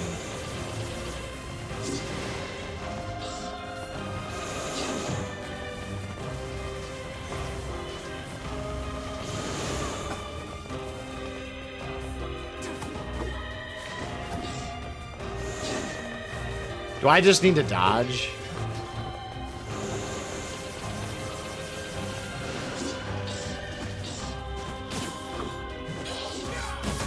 Now, pin her down. Kaine, please! Come back to us! As the game gets after is why I'm on hard. I might want to bump it up to hard too. That is so ridiculously easy. Kaine! Kaine! Kaine!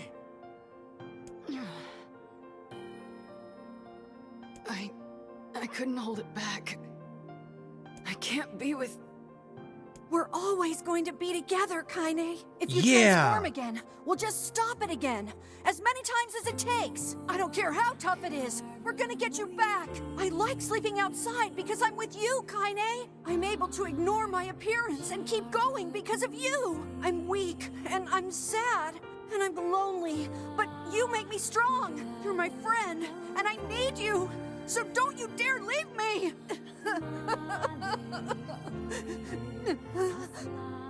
All right. Stop crying.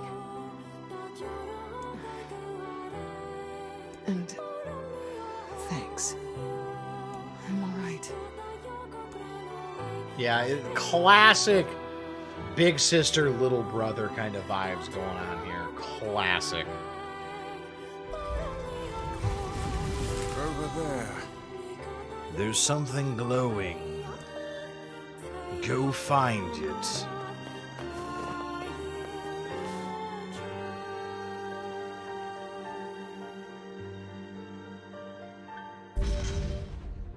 Mysterious What stone is fragment. this, It's me. It's got some kind of writing on it, but I don't know what it says. How remarkably useless of you. Well, let's go ask Popola. You don't know what it says either, so shut up. God damn, dude. Shut up.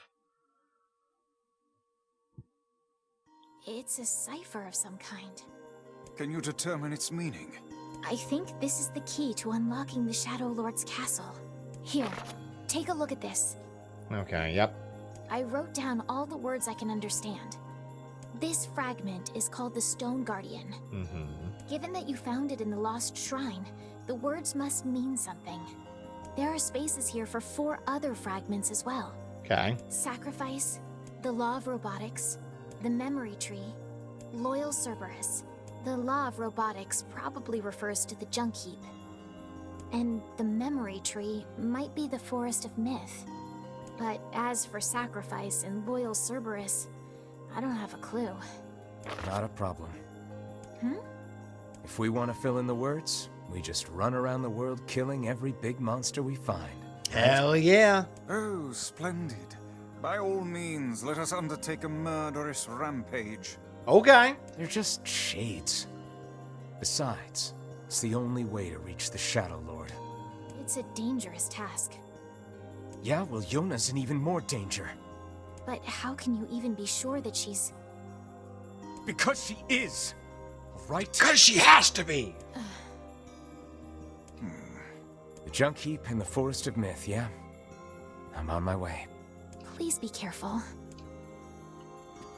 Oh, and listen. About Kaine and Emil.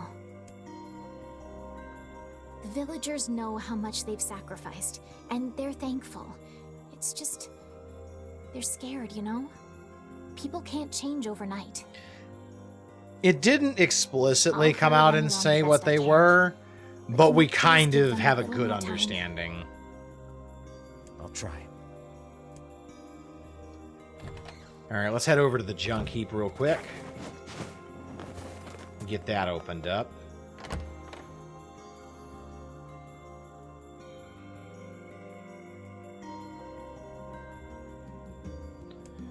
Junk Coppola heap! said we might be able to find a key fragment in the junk heap. Perhaps we can find a clue at Two Brothers' weaponry.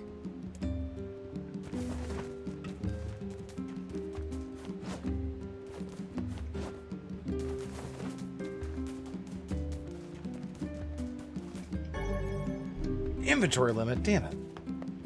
Says something about shades being leftover remnants of humans. Yeah, it's the idea is that shades are definitely related to humans in some capacity.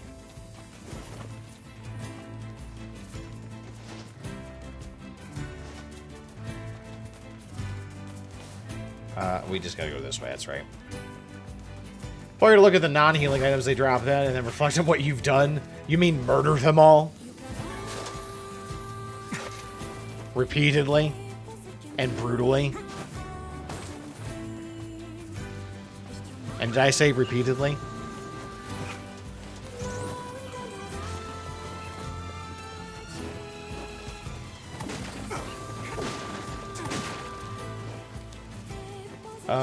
Old school book, old dictionary, yeah.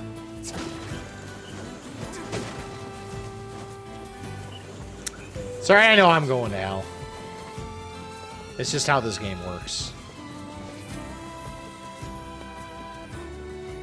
Like, you're never doing something good. You're just doing something more or less bad than before. It's just how this game works. There is no happiness. It is just varying degrees of tragedy and depression. Damn! Where'd they go? Oh, this is new. Get him! Don't let him escape!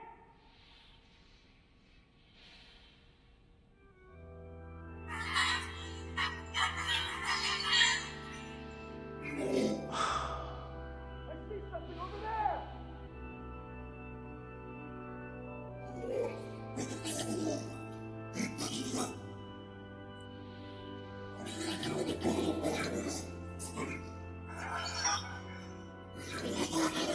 Okay, yep.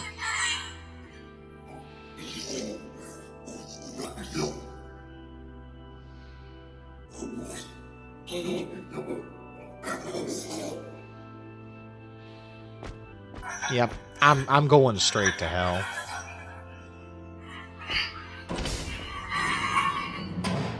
I'm pretty sure that's the little shade that rides the robot.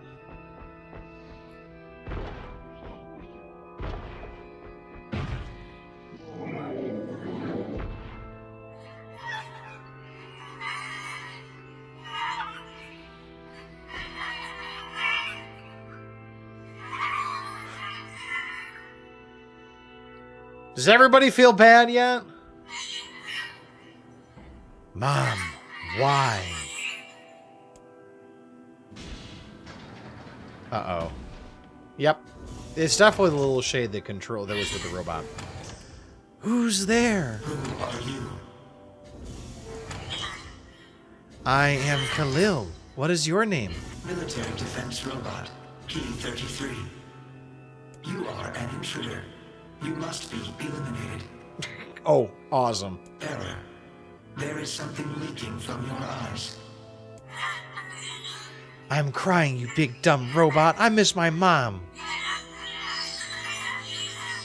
What is crying? Who is Mom? It doesn't matter. I can't see her ever again because she's dead. My creator is also dead. He perished hundreds of years ago. Hundreds of years ago, really? 874 years, 10 months, 14 days, 4 hours, and 43 minutes. 44 minutes. Wow, that is super depressing. Aren't you lonely? I am incapable of being lonely, or missing others, or crying. I'm crying because I don't want to die. You will die. If the humans catch me, they're gonna kill me. Why will they kill you? Mwah! I will not permit the humans to kill Khalil. Huh? Military defense robot P-33 will protect you. You're gonna help me? P-33 is charged with defending others. P-33 will defend Khalil. Oh, hooray! Thanks, robot. And since we're friends now, I'm gonna call you Beepy. Okay, that's just a little bit depressing. Like, though this reminds me of Automata's continuing playthroughs, because as you went on, your enemies gained more. Man, there's got to be tons of gained machinery more here. Yeah, depth but I don't know how much we can and actually almost use. humanity. Oh, wow. Check this out. It looks brand new. I'm also curious Hey, if we're be going to see what careful, all happens right? here. This place is dangerous. I'll be fine. Oh no! Huh? Look out! Huh?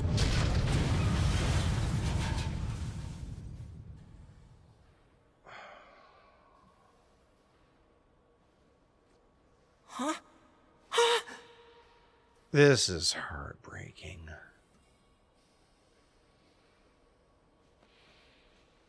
Jacob!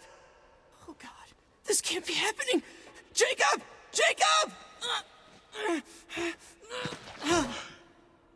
Yep, he definitely pulled his arm off. Definitely pulled his arm off. No!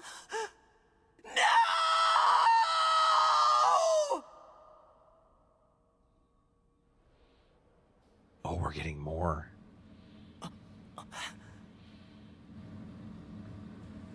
And he blames the robot because the robot was there. And he just assumes the robot did this.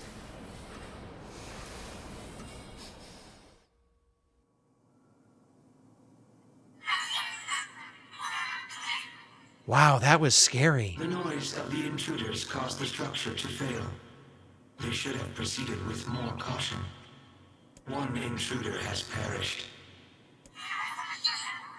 Oh, that's terrible. I don't think they were chasing me. They seemed nice.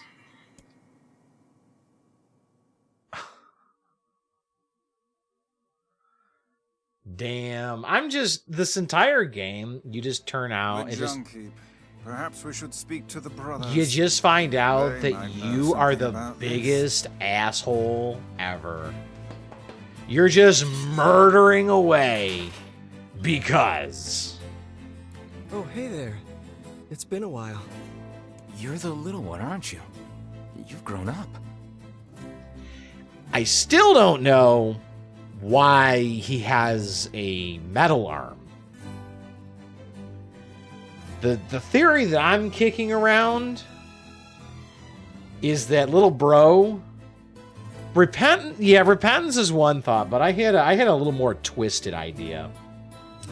I had a little bit more of a twisted idea that actually occurred to me just a little bit ago. What if Gideon tried to keep his brother with him?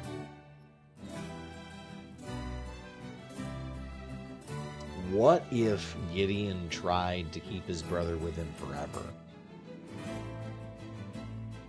And tried to attach his arm to him. And then naturally, because that wouldn't work, he was forced to put on this metal arm the fact that it's the left arm in both cases. So instead of revenge, you chose sadism. No, I chose a deeply disturbed mind. Because the fact that they're both left arms really doesn't feel coincidental to me. How fares your brother? My brother's been dead for 4 years. Oh, I see. Please forgive the question. It's okay. I need to ask you something. What is it? You heard any rumors about shades around here? Not the little ones. I'm looking for one that's unusually big and powerful. No, I haven't heard about anything like that. But I haven't really been listening. All I want is to destroy robots. All of them. Just rip them up. Okay. Never mind then. See you later. Okay, crazy person. Wait. Yes. I recently got my hands on a weapon. A very powerful weapon. I thought you might get some use out of it. Okay. Don't we already have this weapon? It actually accounts for that. Oh, that's great. These things happen the second time around.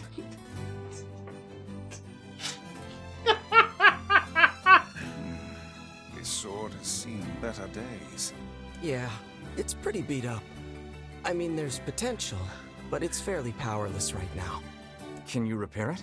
I can repair anything with the proper materials. That's pretty cute, not gonna lie. If you'll fix it, I'll get the parts.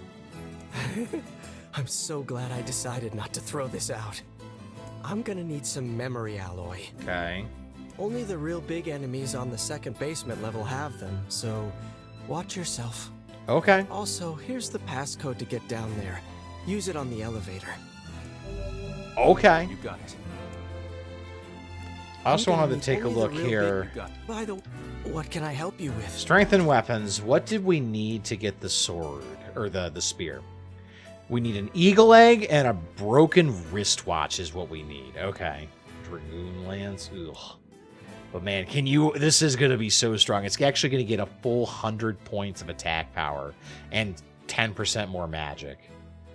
And if it's anything like Automata, it's going to have one more upgrade beyond this to get it to level 4. I cannot wait.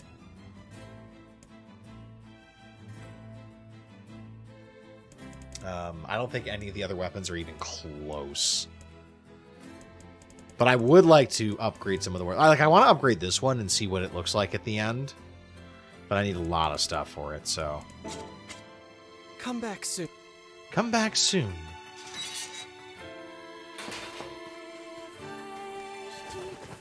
So... yeah, I definitely want to look at that stuff later. Are you saying that you have an interrogative for me, Kakarot? How bad do you want the eagle egg? I would like it, but I'm not at the stage where I'm asking for someone to tell me where it is. Because I still need the wristwatch anyway.